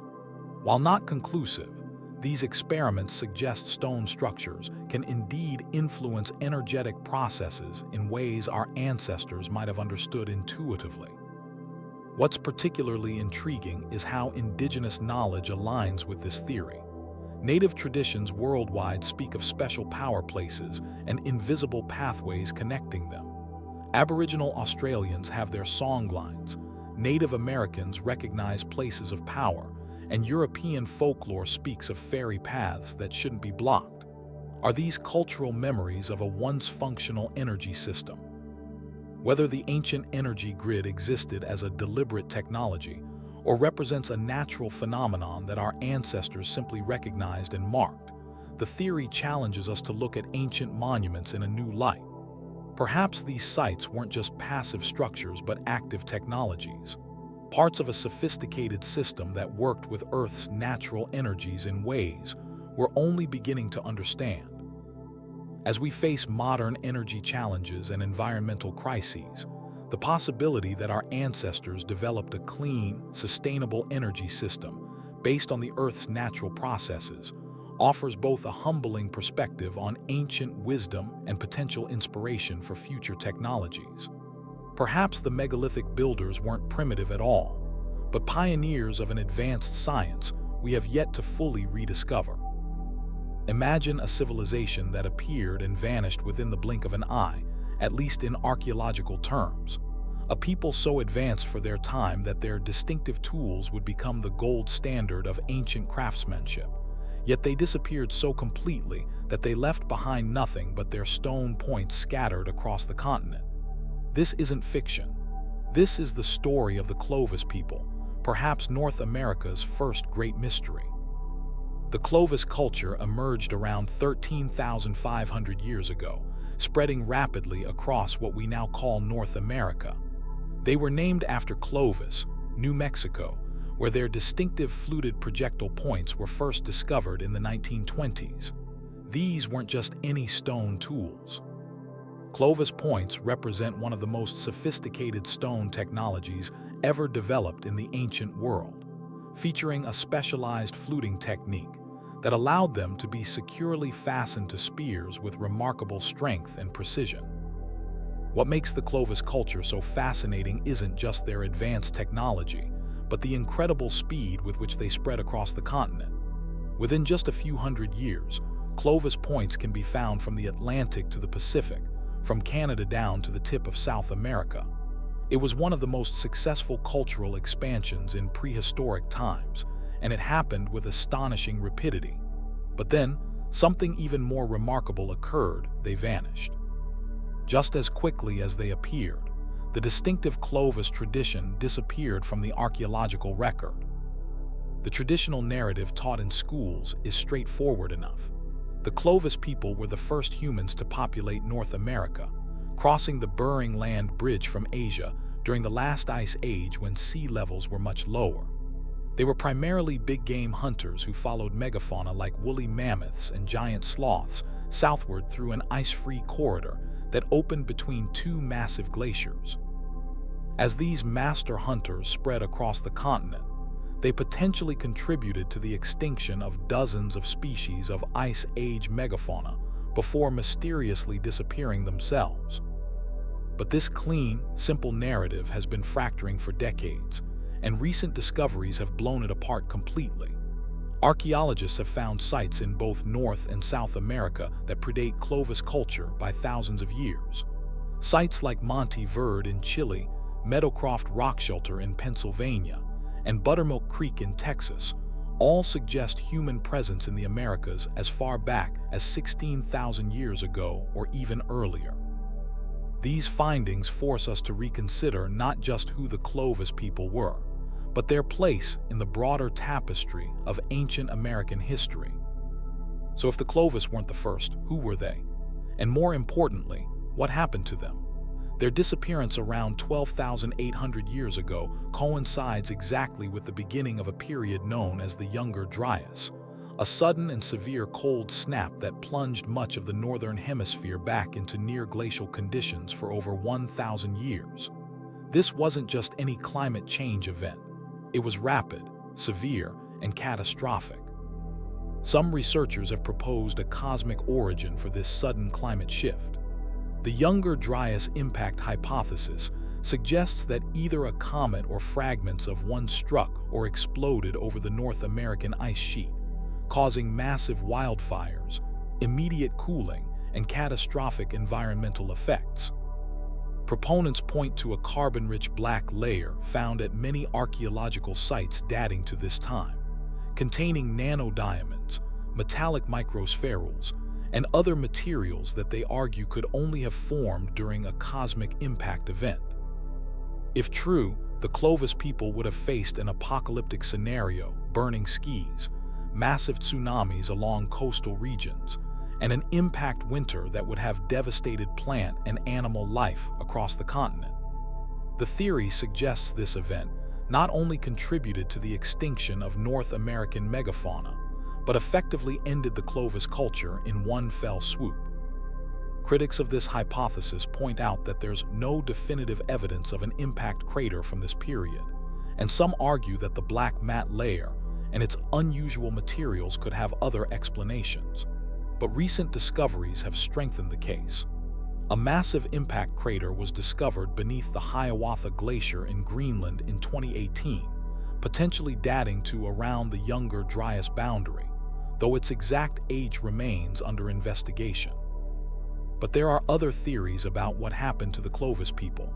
Some archaeologists believe they didn't truly disappear but simply adapted to changing conditions.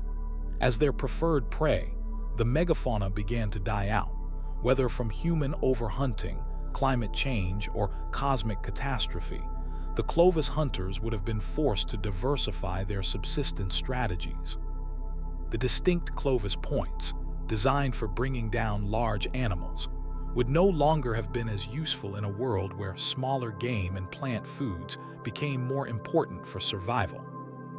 This theory suggests that the descendants of the Clovis people continued on, evolving into what archaeologists call the Folsom culture and other Paleo-Indian traditions that followed. They didn't vanish, they transformed, adapting their technology and lifeways to suit a changing world. The distinctive fluting technique became less pronounced, and toolkits diversified to include more specialized implements for processing plants and smaller animals. But there's another, more controversial theory that has gained attention in recent years. What if the Clovis people weren't a single culture at all, but rather represented a technology that spread between different groups? In this view, the distinctive Clovis point wasn't the signature of a specific people, but rather an innovation that was shared and adopted by diverse populations across the continent, similar to how smartphone technology today isn't limited to any single culture or region.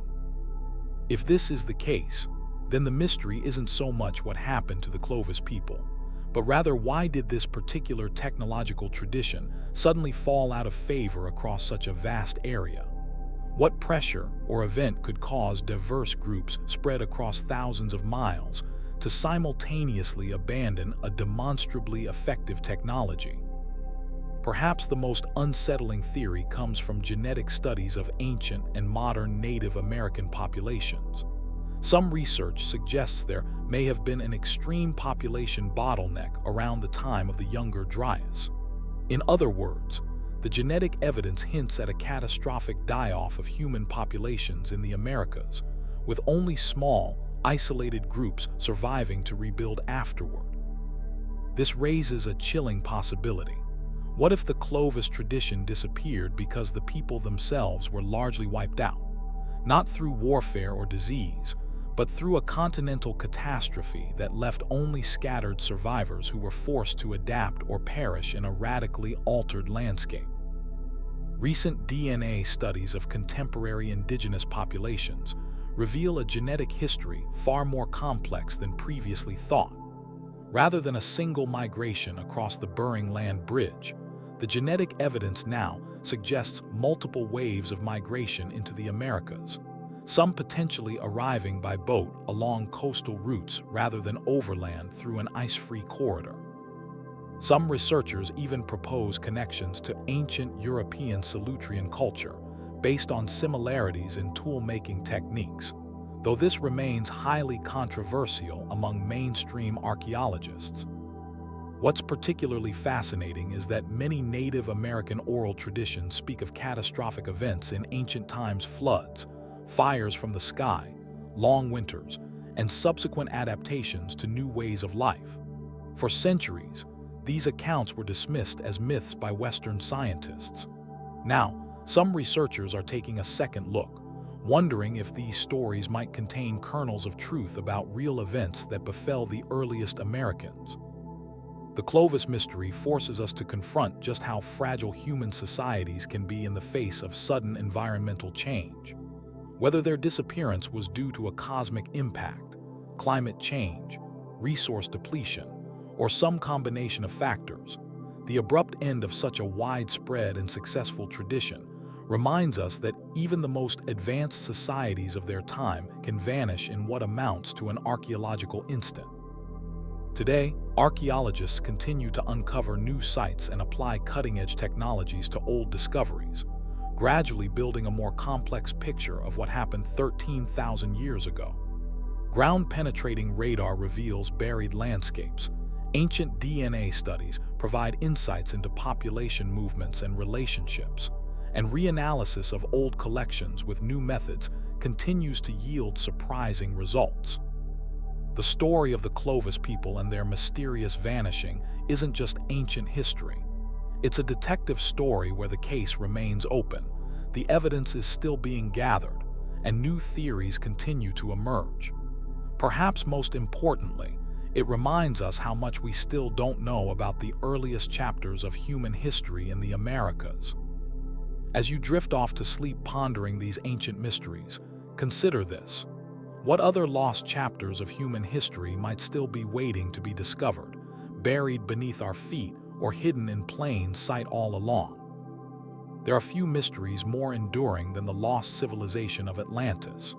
First described by the Greek philosopher Plato around 350 BCE, this advanced island nation supposedly vanished beneath the waves in a single day and night of misfortune.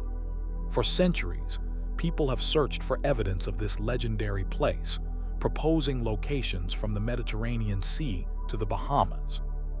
But perhaps the most fascinating and controversial theory of all places, Atlantis, in what might seem like the most unlikely location on Earth, Antarctica. This isn't just speculation about some similarity between myths and landforms. The Antarctica-Atlantis theory represents a radical reimagining of human history and Earth's recent geological past. According to proponents of this theory, Antarctica was not always the frozen continent we know today. Instead, they believe it was once located in a more temperate climate zone, home to an advanced civilization that was suddenly displaced when the Earth's crust shifted catastrophically, moving the continent to its present polar position, where it was quickly entombed in ice. At first glance, the idea seems absurd. Antarctica is the coldest, windiest, and driest continent on Earth. Its ice sheet, averaging over a mile thick, has existed for millions of years according to conventional geology. How could any civilization have thrived there? And what evidence could possibly support such an extraordinary claim? The theory gained significant attention in the 1950s with the publication of Charles Hapgood's book, Earth's Shifting Crust, which was even supported with a foreword by Albert Einstein. Hapgood proposed that the weight of polar ice periodically causes the Earth's lithosphere to slip over the asthenosphere below, essentially relocating continents to new positions around the globe. According to this view, Antarctica had once been positioned closer to the equator and had been moved to its current position during one such crustal displacement around 12,000 years ago. This timing is significant because it aligns closely with Plato's description of when Atlantis was supposed to have existed. In his dialogues, Timaeus and Critias, Plato claimed that Atlantis was destroyed 9,000 years before the time of Solon, who lived around 600 BCE. This would place the destruction of Atlantis at approximately 11,600 BCE, remarkably close to the end of the last ice age and the beginning of the younger Dryas period that we just discussed with the Clovis people. But the cornerstone of the Antarctica-Atlantis theory, the piece of evidence that has captured the imagination of alternative historians for decades, is the Piri Reis map. Created in 1513 by Ottoman admiral and cartographer Piri Reis, this partial world map compiled from older source maps shows the western coast of Africa, the eastern coast of South America, and what some interpret as the northern coast of Antarctica, free of ice. The map is remarkable for several reasons. It was created just 21 years after Columbus reached the Americas, yet it shows South America with surprising accuracy. Even more puzzling is the landmass depicted at the bottom of the map, which some researchers claim represents the coastline of Antarctica as it would appear without ice. This is particularly mysterious because Antarctica wasn't officially discovered until 1820, more than 300 years after the map was drawn. Proponents of the theory point to Piri Reis's own notes on the map, where he claimed to have compiled it from about 20 older maps, some dating back to the time of Alexander the Great or earlier. Could these ancient sources have contained knowledge of Antarctica before it was covered in ice? And if so, how did ancient cartographers map a continent that modern humans wouldn't discover for thousands of years? Adding fuel to this controversial fire is the work of Professor Charles Hapgood and his students at Keene State College, who compared the southern landmass on the Piri Rise map to modern surveys of Antarctica without its ice cover.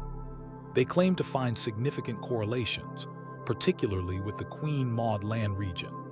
This comparison became one of the central arguments for the theory that ancient mariners had somehow mapped Antarctica when it was free of ice.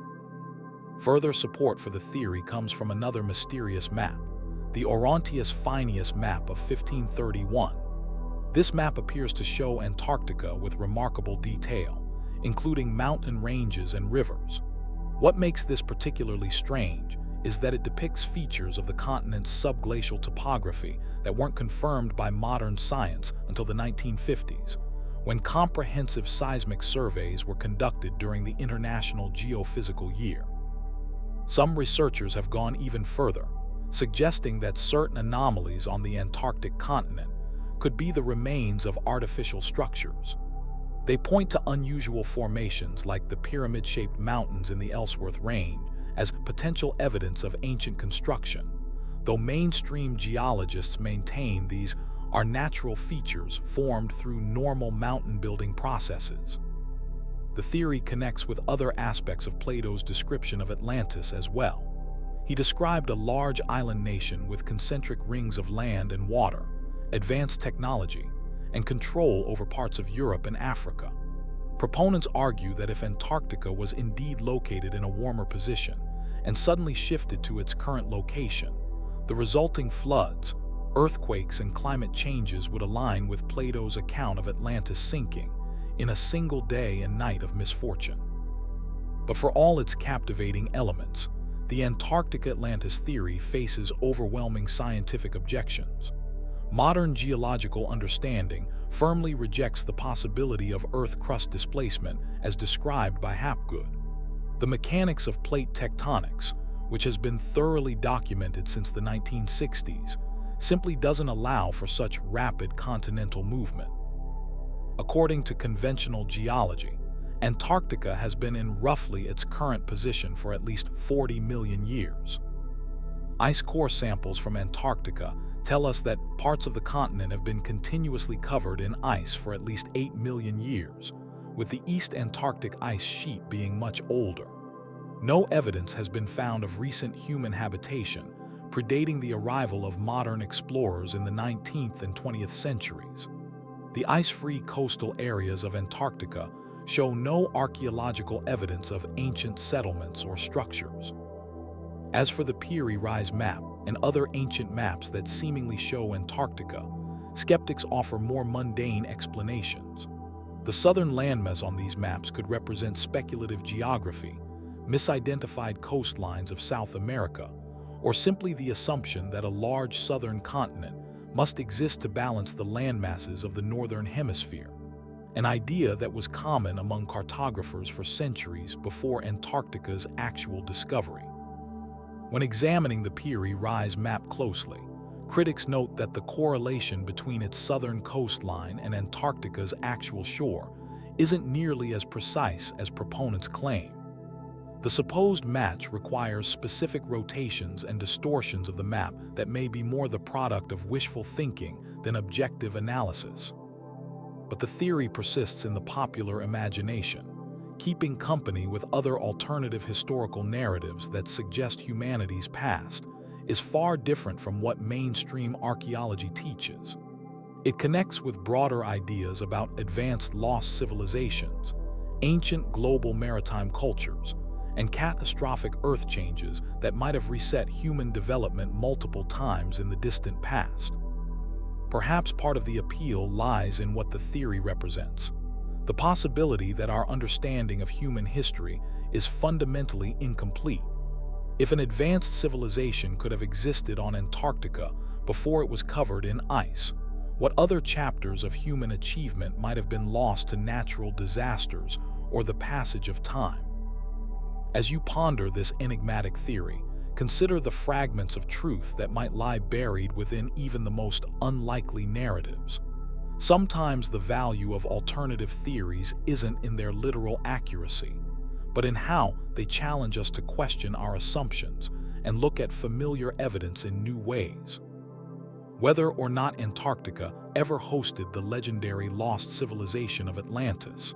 The quest to understand our distant past continues to evolve as new evidence emerges and old evidence is re-examined with fresh eyes and new technologies. Deep in the Upper Peninsula of Michigan lies one of America's most perplexing archaeological mysteries. Along the shores of Lake Superior, ancient mining pits and primitive hammerstones reveal an industry that thrived for thousands of years before European contact. These weren't small operations. They were massive undertakings that removed an estimated 500 million pounds of pure native copper from the ground. The scale is staggering, but the question remains: who were these ancient miners, and where did all that copper go? The story begins around 7,000 years ago, during what archaeologists call the Old Copper Complex period. Someone, and exactly who remains hotly debated, began extracting copper from the rich deposits that characterize the region. The Upper Peninsula of Michigan contains some of the purest native copper deposits in the world, with chunks of the metal sometimes appearing in almost pure form, requiring minimal processing to be usable. What makes these ancient mines so remarkable isn't just their age, but their scale and sophistication. Thousands of mining pits have been discovered across Isle Royale and the Keweenaw Peninsula, some reaching depths of over 20 feet. The miners employed surprisingly advanced techniques, including the use of fire setting, where they would build fires against the rock face to heat it, then douse it with cold water to crack the stone and expose the copper veins within. Archaeological investigations have revealed a variety of specialized stone tools at these sites: hammerstones for breaking rock, grooved mauls for pounding, and crude picks for extracting the copper. Some sites even show evidence of wooden scaffolding and simple drainage systems, indicating a level of engineering knowledge that seems advanced for the time period in which these mines were operating. The dating of these mining operations poses its own mystery. Radiocarbon dating of wooden tools and supports found in the mines suggests they were active from around 5000 BCE to 1000 BCE, a mind-boggling 4,000-year period of continuous mining activity. This time span stretches from the late Archaic period through the early woodland period of North American prehistory, making them potentially the oldest known metal mines in the Western Hemisphere. But here's where the mystery deepens. Conservative estimates suggest that between 500 million and 1.5 billion pounds of copper were extracted from these mines during their operation. Yet when archaeologists study the copper artifacts from this time period found in North America, they can account for only a tiny fraction of that amount, perhaps less than 1%. This leads to the inevitable question: where did all that copper go? The conventional archaeological explanation is that much of the copper was likely worked into utilitarian items that were used, recycled, and eventually lost or broken beyond recognition over thousands of years. They suggest that the actual amount of copper mined may be much lower than the highest estimates, and point out that many copper artifacts may simply be buried and undiscovered. But this explanation doesn't satisfy everyone. The enormous discrepancy between the amount of copper removed and the amount accounted for has led to numerous alternative theories, some more speculative than others. One of the most persistent suggestions is that the copper was transported overseas, finding its way into the Bronze Age civilizations of Europe, the Mediterranean, and perhaps even Egypt and the ancient Near East. Proponents of this theory point to seemingly anomalous finds of North American copper in archaeological sites across the Atlantic. They note that certain bronze artifacts from European Bronze Age contexts have chemical signatures that some researchers claim are consistent with Michigan copper, which has distinctive trace element patterns due to its unusual purity. This idea of a transatlantic copper trade thousands of years ago is highly controversial among mainstream archaeologists, who generally maintain that the old copper complex was a purely indigenous North American phenomenon. They argue that the technical challenges of transoceanic travel would have been insurmountable for cultures of that time period, and that similarities in copper composition could be coincidental or misinterpreted. Yet the mystery of the missing copper persists. If it wasn't traded across the Atlantic, where did it go? Some researchers have suggested that the copper could have been transported along extensive indigenous trade networks to other parts of North America, where it hasn't yet been discovered. The Poverty Point culture in Louisiana, for instance, was engaged in continent-wide trade networks during the late Archaic period when the Michigan mines were active. Another fascinating aspect of the Michigan copper mystery involves who exactly was doing the mining. The conventional view attributes the mining operations to indigenous North American peoples, ancestors of later woodland cultures like the Algonquian-speaking groups who inhabited the region at the time of European contact. But some researchers have proposed more exotic origins for the miners. Speculation has ranged from Phoenician sailors to Bronze Age Europeans, ancient Egyptians, or even refugees from Atlantis. While these theories may seem far-fetched, they stem from the genuine archaeological puzzle presented by the scale and sophistication of these ancient operations. What is clear is that whoever the miners were, they possessed considerable knowledge of metallurgy at a time when such expertise was supposedly rare in North America. Unlike other ancient copperworking cultures who primarily used heat and hammering to shape the metal, there's evidence that the old copper complex artisans understood more sophisticated techniques, including annealing, the process of heating and cooling copper to make it more workable without breaking. The copper artifacts that have been recovered from this period display remarkable craftsmanship.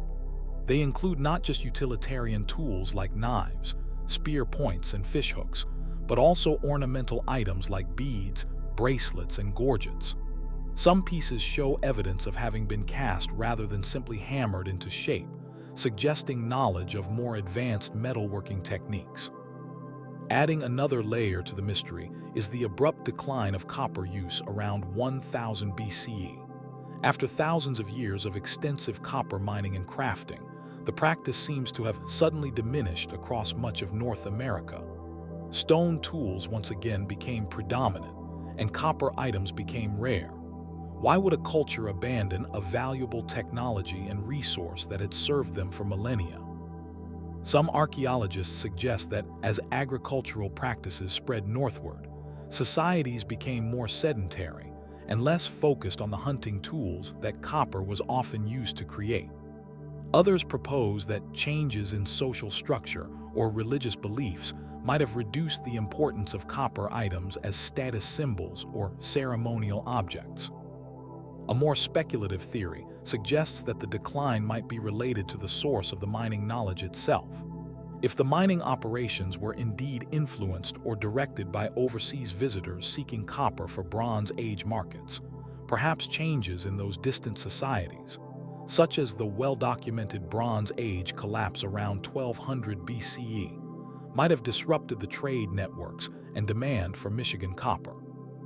The mystery of Michigan's ancient copper mines reminds us that North American prehistory is far more complex than we often imagine.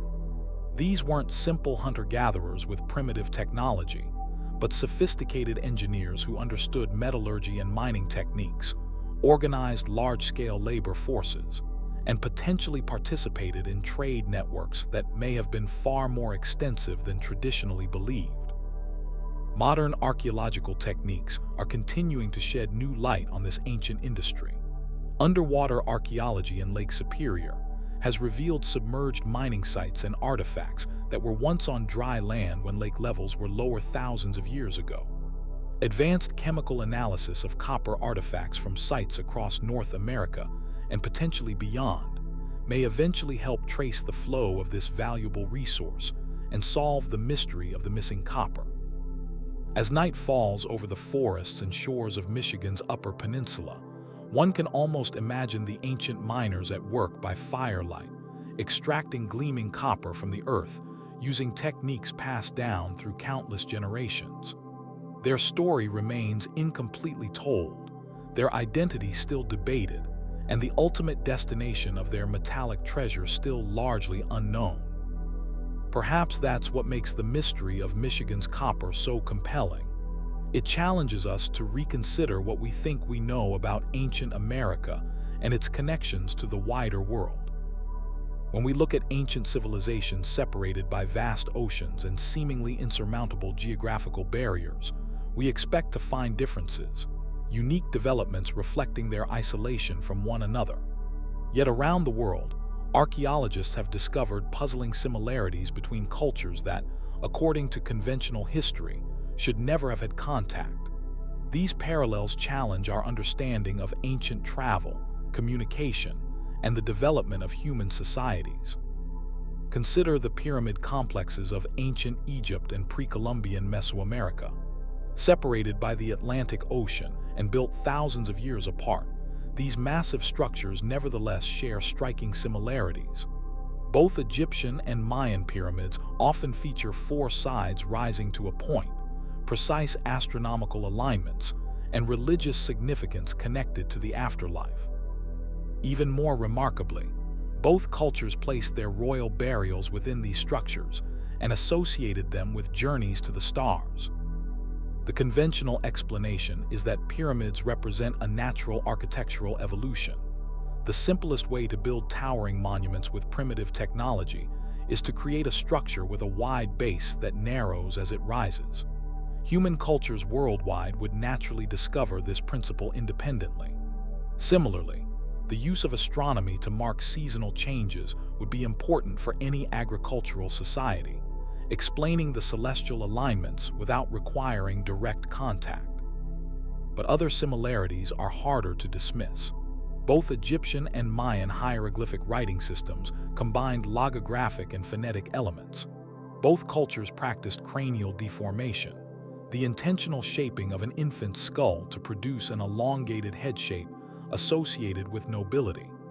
Both developed sophisticated calendar systems based on astronomical observations that enabled them to predict celestial events with remarkable accuracy. These parallels become even more intriguing when we look at specific motifs and beliefs.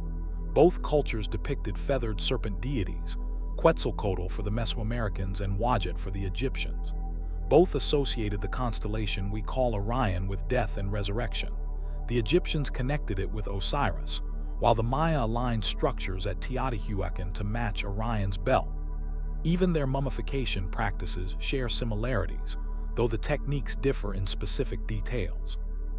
Moving across the Pacific, we find equally puzzling connections between ancient South American and Asian civilizations. Pottery from Ecuador's Valdivia culture, dating to around 3,500 BCE, bears striking resemblance to Japanese Jomon pottery from the same period.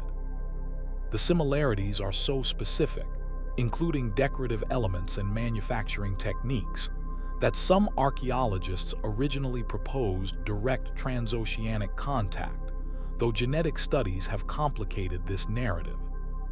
The sweet potato presents another Pacific puzzle. Native to South America, this crop somehow reached Polynesia in prehistoric times, well before European contact. Linguistics adds another layer of mystery. The word for sweet potato in many Polynesian languages, kumara, is remarkably similar to the term used in Quechua, kumar, a language from the Andean region of South America. DNA studies have recently confirmed what these botanical and linguistic clues suggested. There was indeed contact between Polynesians and indigenous South Americans around 1200 CE. This finding, published in the journal Nature in 2020, represents the first conclusive genetic evidence for prehistoric contact between Oceania and the Americas, challenging the notion that the Pacific was an insurmountable barrier to ancient peoples. Perhaps nowhere are these mysterious connections more evident than in the shared myths and legends found across disconnected cultures. The most universal is the flood myth, stories of a great deluge that nearly destroyed humanity, found in over 200 distinct cultural traditions worldwide, from Mesopotamian and biblical accounts to indigenous American, Australian Aboriginal, and Chinese legends. While we might expect some flood stories to develop independently in river valleys and coastal regions prone to flooding, the specific details shared across these narratives are harder to explain. Many feature a divine warning given to a chosen individual, the construction of a vessel, the inclusion of animals, and the eventual landing on a mountain peak. These similarities could suggest either a common ancestral myth dating back to early human migrations, or a global catastrophic flood event that entered the oral traditions of cultures worldwide. Similar mysterious parallels appear in creation myths. Many unconnected cultures share the concept of the cosmic egg, the idea that the universe began as an egg that split to form heaven and earth. This motif appears in Chinese, Finnish, Egyptian, Hindu, Polynesian, and Japanese traditions, among others. Likewise, the concept of creation through divine speech, where a god speaks reality into existence, appears in Egyptian, Judeo-Christian, Mayan, and various African mythologies. Even more specific mythological parallels exist. Both Norse and Aztec traditions feature a world tree connecting different realms of existence. Ancient Hindu texts describe flying vehicles called vimanas with capabilities remarkably similar to the Incan legends of flying ships called Werapura. Dragons and serpent deities feature prominently across Chinese, European, Mesoamerican, and Indian mythologies, often with similar associations with wisdom, power, and the forces of nature. The conventional explanation for these mythological parallels is that they represent archetypal human experiences and psychological patterns, what Carl Jung called the collective unconscious. Similar environments and human cognitive structures would naturally produce similar symbolic systems across unconnected cultures. While this theory has merit, it struggles to account for the extraordinary specificity of some of these shared motifs. Another mysterious connection appears in ancient construction techniques. The polygonal masonry found at sites like Sacsayhuaman in Peru features massive, irregularly shaped stones fitted together with such precision that not even a sheet of paper can be inserted between them. This exact same technique appears at ancient sites in Egypt, Easter Island, and Japan. Even more remarkably, similar megalithic construction methods using enormous precisely cut blocks appear at sites across Egypt, Peru, Easter Island, Lebanon, and Cambodia. The astronomical knowledge encoded in ancient structures presents yet another puzzle. From Stonehenge in England to Newgrange in Ireland, from the Great Pyramid of Giza to Chichen Itza in Mexico, ancient monuments around the world demonstrate sophisticated understanding of celestial cycles, solstices, equinoxes, and even precession, the slow wobble of Earth's axis that takes nearly 26,000 years to complete. How did multiple ancient cultures acquire such precise astronomical knowledge, often encoded in similar ways into their architecture? The traditional archaeological view holds that these similarities represent convergent evolution, different cultures independently developing similar solutions to similar problems. Building with stone, tracking celestial movements, and creating mythologies to explain natural phenomena are human universals that would naturally produce parallel developments without requiring direct contact. But an increasing number of researchers are questioning whether this explanation is sufficient to account for all the evidence. Some propose that there may have been far more transoceanic contact in the ancient world than previously believed. Recent discoveries have certainly pushed back the dates of human maritime capabilities. We now know that humans reached Australia by sea at least 65,000 years ago, requiring significant open water navigation. Thor Heyerdahl's famous Kon-Tiki expedition in 1947 demonstrated that trans-Pacific voyages were possible using only technologies available to ancient peoples. More recently, Polynesian voyagers have recreated ancient navigation techniques, crossing thousands of miles of open ocean using only traditional methods of wayfinding, reading stars, currents, cloud formations, and wildlife patterns. A more controversial theory suggests that these similarities might be evidence of a now-lost mother culture, an advanced civilization that influenced societies around the world before disappearing from history. Proponents point to the sudden emergence of sophisticated civilization around 3000 BCE in Egypt, Mesopotamia, the Indus Valley, and China as potential evidence for such diffusion of knowledge from an earlier source. Perhaps the most radical explanation involves the possibility of much earlier human civilizations that rose and fell before our conventional historical timeline begins. Geologist Robert Schoch has argued that weathering patterns on the Great Sphinx suggest it may be thousands of years older than traditionally believed, potentially dating to a period when the Sahara was much wetter. If true, this would push back the timeline of advanced human civilization considerably. Recent geological evidence does suggest that human civilization has weathered more climatic catastrophes than previously acknowledged. The Younger Dryas period, ending around 11,600 years ago, saw dramatic and sudden climate shifts that would have devastated existing human settlements, potentially wiping out evidence of earlier advanced societies. Rising sea levels since the end of the last ice age have submerged more than 10 million square miles of land that was once above water, including vast coastal regions where human settlements would likely have been concentrated. We're only beginning to explore these underwater landscapes, with tantalizing discoveries like the 9,000-year-old settlement at Atlat Yam off Israel's coast, suggesting how much might remain hidden beneath the waves. Whether the explanation involves forgotten maritime contact, a lost mother civilization, or simply the universal patterns of human development, the mysterious connections between ancient cultures remind us that our understanding of human history remains incomplete. As new archaeological techniques, from satellite imaging to underwater excavation to ancient DNA analysis, continue to advance, we may finally begin to solve some of these enduring mysteries that link our ancient past across oceans and continents in ways that shouldn't have been possible. As you drift into dreams tonight, consider that perhaps our ancestors were more connected, more mobile, and more knowledgeable than we've given them credit for. The truth about our shared human story may be far stranger and more wonderful than the compartmentalized histories we've been taught to believe.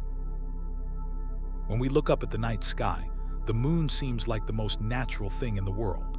It's been there for all of human history, inspiring myths, guiding calendars, and pulling at our oceans with its gravitational embrace. But what if everything we think we know about our closest celestial neighbor is wrong? What if the moon isn't a natural satellite at all, but something placed there deliberately, an artificial structure carefully positioned in orbit around our planet? This might sound like science fiction, but there are those who believe our moon is too perfect, too unusual to be a natural occurrence. They point to a collection of strange coincidences and unusual properties that, when taken together, have led some researchers to question whether the moon might be the greatest artificial object in our solar system, a silent sentinel watching over Earth for reasons we can only begin to imagine. The first strange coincidence involves the moon's size and position. The moon is approximately 400 times smaller than the sun, yet it's also approximately 400 times closer to Earth. This creates a perfect match in apparent size, allowing for total solar eclipses where the moon covers the sun exactly. No other planet-moon combination in our solar system creates such a perfect eclipse. Some researchers argue this precision is too convenient to be mere chance, suggesting the moon was deliberately placed to create this effect. Isaac Asimov, the renowned science fiction writer and biochemist, once remarked that the moon is too big to be a natural satellite of Earth. At approximately 1/4 the diameter of our planet, the Earth-Moon system is more like a double planet than a planet in its satellite. Most moons in our solar system are tiny in comparison to their parent planets. Phobos and Deimos, the moons of Mars, are essentially just captured asteroids. Even the largest moons of Jupiter and Saturn are much smaller in proportion to their planets than our moon is to Earth. Then there's the matter of the moon's composition.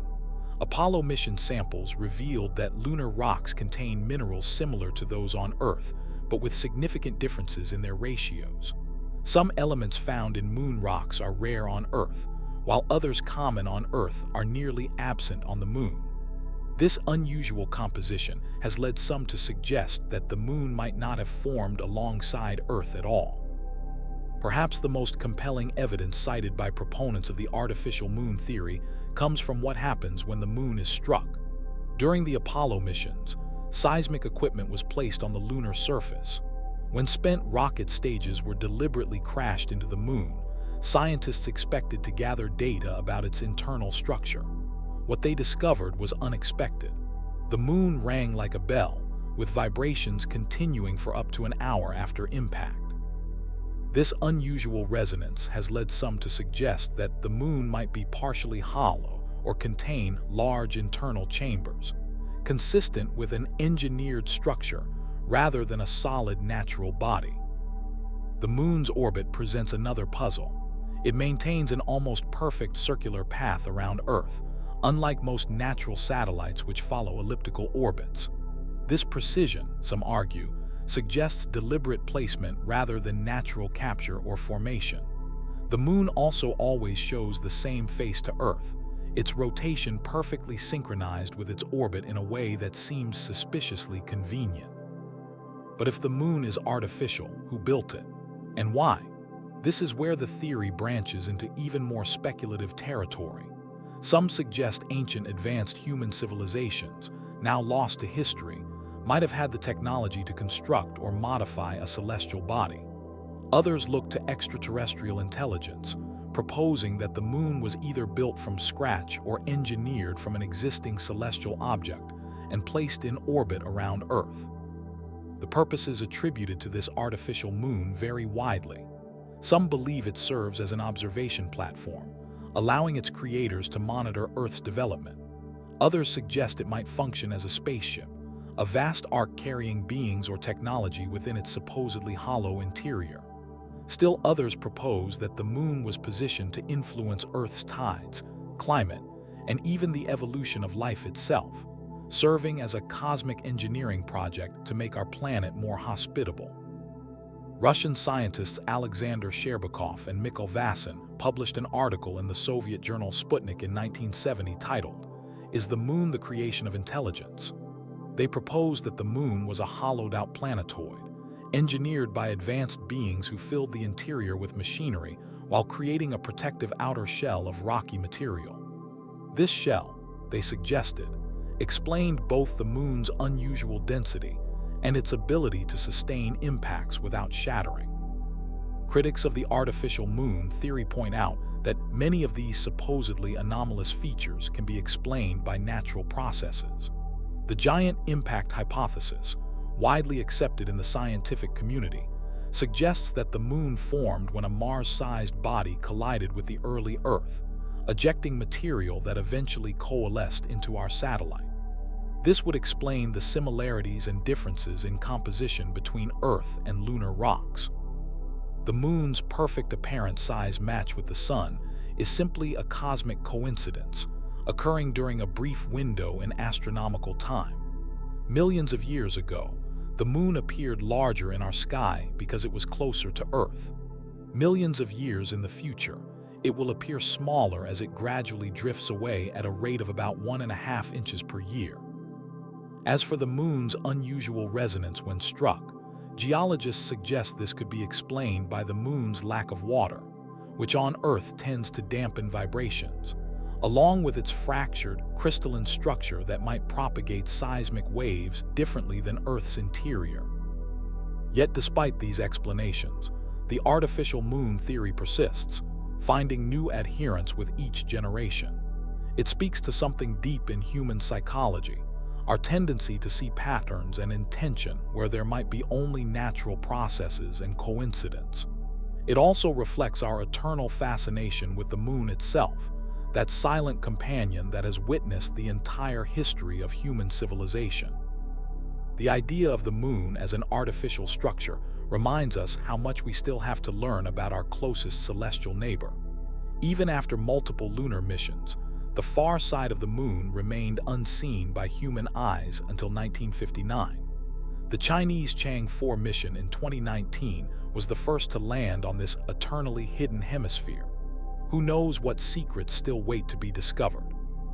Perhaps the most intriguing aspect of the artificial moon theory is how it challenges us to think about our place in the cosmos. If the moon were indeed placed in orbit by intelligent beings, it would mean we are not alone, that others have taken an interest in our world and perhaps even shaped its development. It would fundamentally rewrite our understanding of human history and our future possibilities. While mainstream science dismisses the idea of an artificial moon, the questions raised by this theory continue to inspire both scientific inquiry and imagination. Every new discovery about the moon's composition, interior structure, or history provides another piece of a puzzle that we're still assembling. As you look up at the moon tonight, seeing its familiar craters and seas etched in silver light, consider for a moment the possibility that you're not looking at a natural satellite, but at the greatest artificial object ever created, a silent witness to the story of Earth. Is it watching us even now, recording our progress, waiting for us to discover its true nature? Or is it simply what conventional science tells us, a natural companion formed by cosmic chance? The answer might change everything we think we know about our history and our place in the universe. And if the moon is artificial, what other aspects of our reality might also be different than we've been led to believe? The questions stretch endlessly into the night sky, as mysterious and compelling as the moon itself. Imagine waking up tomorrow to discover that the last 3 centuries of your life never actually happened. The memories you have, the history you learned in school, all fabricated. An impossible scenario, perhaps, but according to a controversial theory known as the phantom time hypothesis, something eerily similar might have happened to our collective understanding of history. What if nearly 300 years of the Middle Ages simply didn't exist? What if we're not living in the 21st century at all, but actually in the 1700s? This mind-bending theory was first proposed in the 1990s by German historian Herbert Illig, who suggested that the period from 692 to 964 CE, spanning 272 years, was entirely fictional. According to Illig, this phantom time was fabricated through a conspiracy involving Holy Roman Emperor Otto III, Pope Sylvester II, and possibly Byzantine Emperor Constantine VII. But why would anyone want to fake almost 3 centuries of history? And more importantly, how could such an enormous deception possibly succeed? To understand the phantom time hypothesis, we need to look at the supposed motivation behind this grand conspiracy. According to Illig, the primary culprit was Emperor Otto III, who came to power just before the year 1000 CE. Otto allegedly wanted to rule during the significant millennial year, which had powerful apocalyptic and religious connotations in medieval Christianity. The problem was, Otto wasn't living in the year 997 as his calendar suggested, but actually something closer to 700 CE. The opportunity for this deception allegedly came through the calendar reform implemented by Pope Gregory XIII in 1582. The Gregorian calendar replaced the earlier Julian calendar, which had been in use since the time of Julius Caesar. The Julian calendar had a small but significant flaw. It overestimated the length of the solar year by approximately 11 minutes. By the 16th century, this had caused the calendar to drift about 10 days out of alignment with the solar year. Pope Gregory's reform removed these 10 days from October 1582 to realign the calendar with the seasons. But Illig argues that the accumulated error should have been much larger, around 13 days if the Julian calendar had truly been in use for the stated period. The discrepancy, he claims, points to a period of fabricated time that never actually occurred. Proponents of the phantom time hypothesis point to what they see as a suspicious lack of archaeological evidence from the phantom period. They claim there are insufficient artifacts, buildings, and documentary evidence to account for those nearly 3 centuries. They point to architectural styles that seem to show little evolution during this time, suggesting that the Phantom period was invented to bridge gaps in cultural development that didn't actually exist. Another piece of evidence cited by Phantom Time believers involves Charlemagne, one of history's most influential figures. Elig argued that Charlemagne's supposed accomplishments were too numerous and impressive to belong to a single historical figure. Instead, he suggested that Charlemagne was a largely fictional character created to fill the fabricated time period, possibly based on several different historical rulers whose stories were combined and embellished. The Byzantine Empire plays a role in this theory too. Some proponents suggest that Byzantine rulers collaborated with Otto and Pope Sylvester, agreeing to adjust their own chronology to match the fabricated Western calendar. Without this cooperation, the deception would have been obvious due to contradictions between Eastern and Western historical records. If the Phantom Time hypothesis were true, it would mean we're not actually living in the 21st century, but in the 18th century. The year 2024 would actually be 1752. This would mean that much of what we consider established history would need to be completely reimagined. Events, people, and entire eras would shift, creating a domino effect throughout our understanding of the past. But how could such a massive deception be pulled off? According to the theory, medieval society provided the perfect conditions for such manipulation. Literacy was restricted primarily to the church and nobility, the very institutions that would have been involved in the conspiracy. Most people had no way to verify what year it was beyond what they were told by authorities. With no newspapers, mass communication, or standardized education, controlling the narrative of time itself would have been possible for those in power. Documents could be forged, dates altered, and new histories written to fill the fabricated centuries. Over time, as generations passed, the fabricated history would become accepted as fact, with no one alive to remember the truth. The deception would become self-perpetuating as later historians built upon the false foundation, unknowingly adding legitimacy to the Phantom Time. While the Phantom Time hypothesis has gained a following among alternative historians, it faces overwhelming rejection from mainstream academia.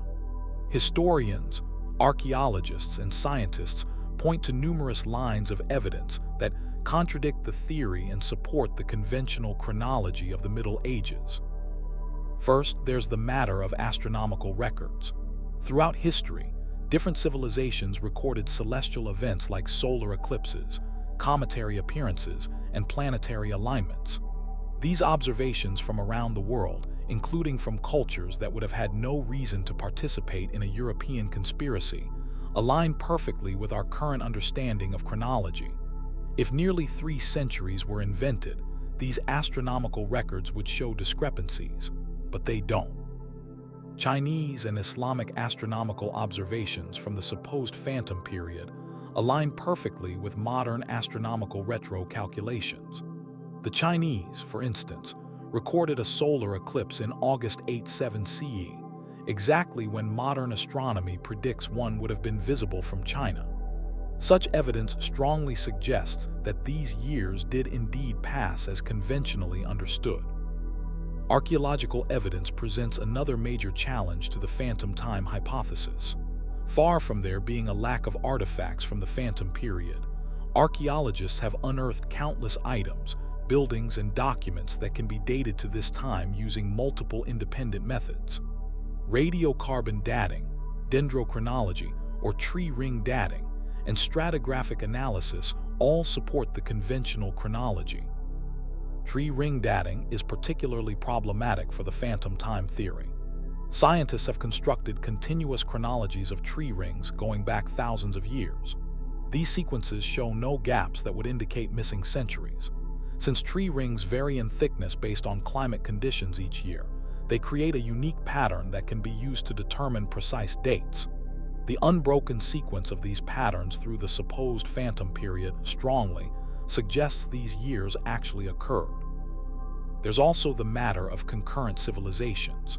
While European rulers might theoretically have manipulated their own calendars and records, they had no control over the Islamic world, China, India, or other civilizations that were developing independently during this period. These cultures have their own continuous histories and chronologies that align with the conventional understanding of the Middle Ages, not with the phantom time scenario. The development of languages presents another challenge to the theory. Languages evolve gradually over time, with changes in vocabulary, grammar, and pronunciation occurring at relatively predictable rates. The linguistic evolution from Latin to the Romance languages, or from Old English to Middle English, fits the conventional timeline. If several centuries were removed, the rate of linguistic change would appear unnaturally accelerated. So why does the phantom time hypothesis continue to intrigue people despite the overwhelming evidence against it? Perhaps because it speaks to a deeper truth about history, not about phantom centuries, but about how fragile our connection to the past really is. Our understanding of history is built on interpretations of fragmentary evidence, always subject to revision as new discoveries emerge. The theory also highlights how much power lies in controlling narratives about the past. Throughout history, rulers and regimes have indeed manipulated historical accounts to serve their purposes, erasing defeated enemies from records or exaggerating their own achievements. While they didn't fabricate entire centuries, they did shape how those centuries would be remembered. As you ponder the possibility of phantom time tonight, consider how much of what we know about history relies on trust in sources and authorities. Could centuries of our collective past be fictional? The evidence strongly suggests not, but individual events, motivations, and narratives within those centuries.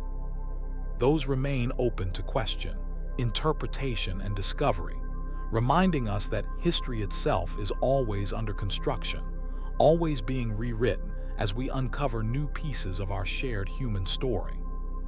The ancient world is a tapestry of enigmas, some carved in stone, some buried in forgotten ruins, and others preserved in puzzling artifacts that challenge everything we thought we knew.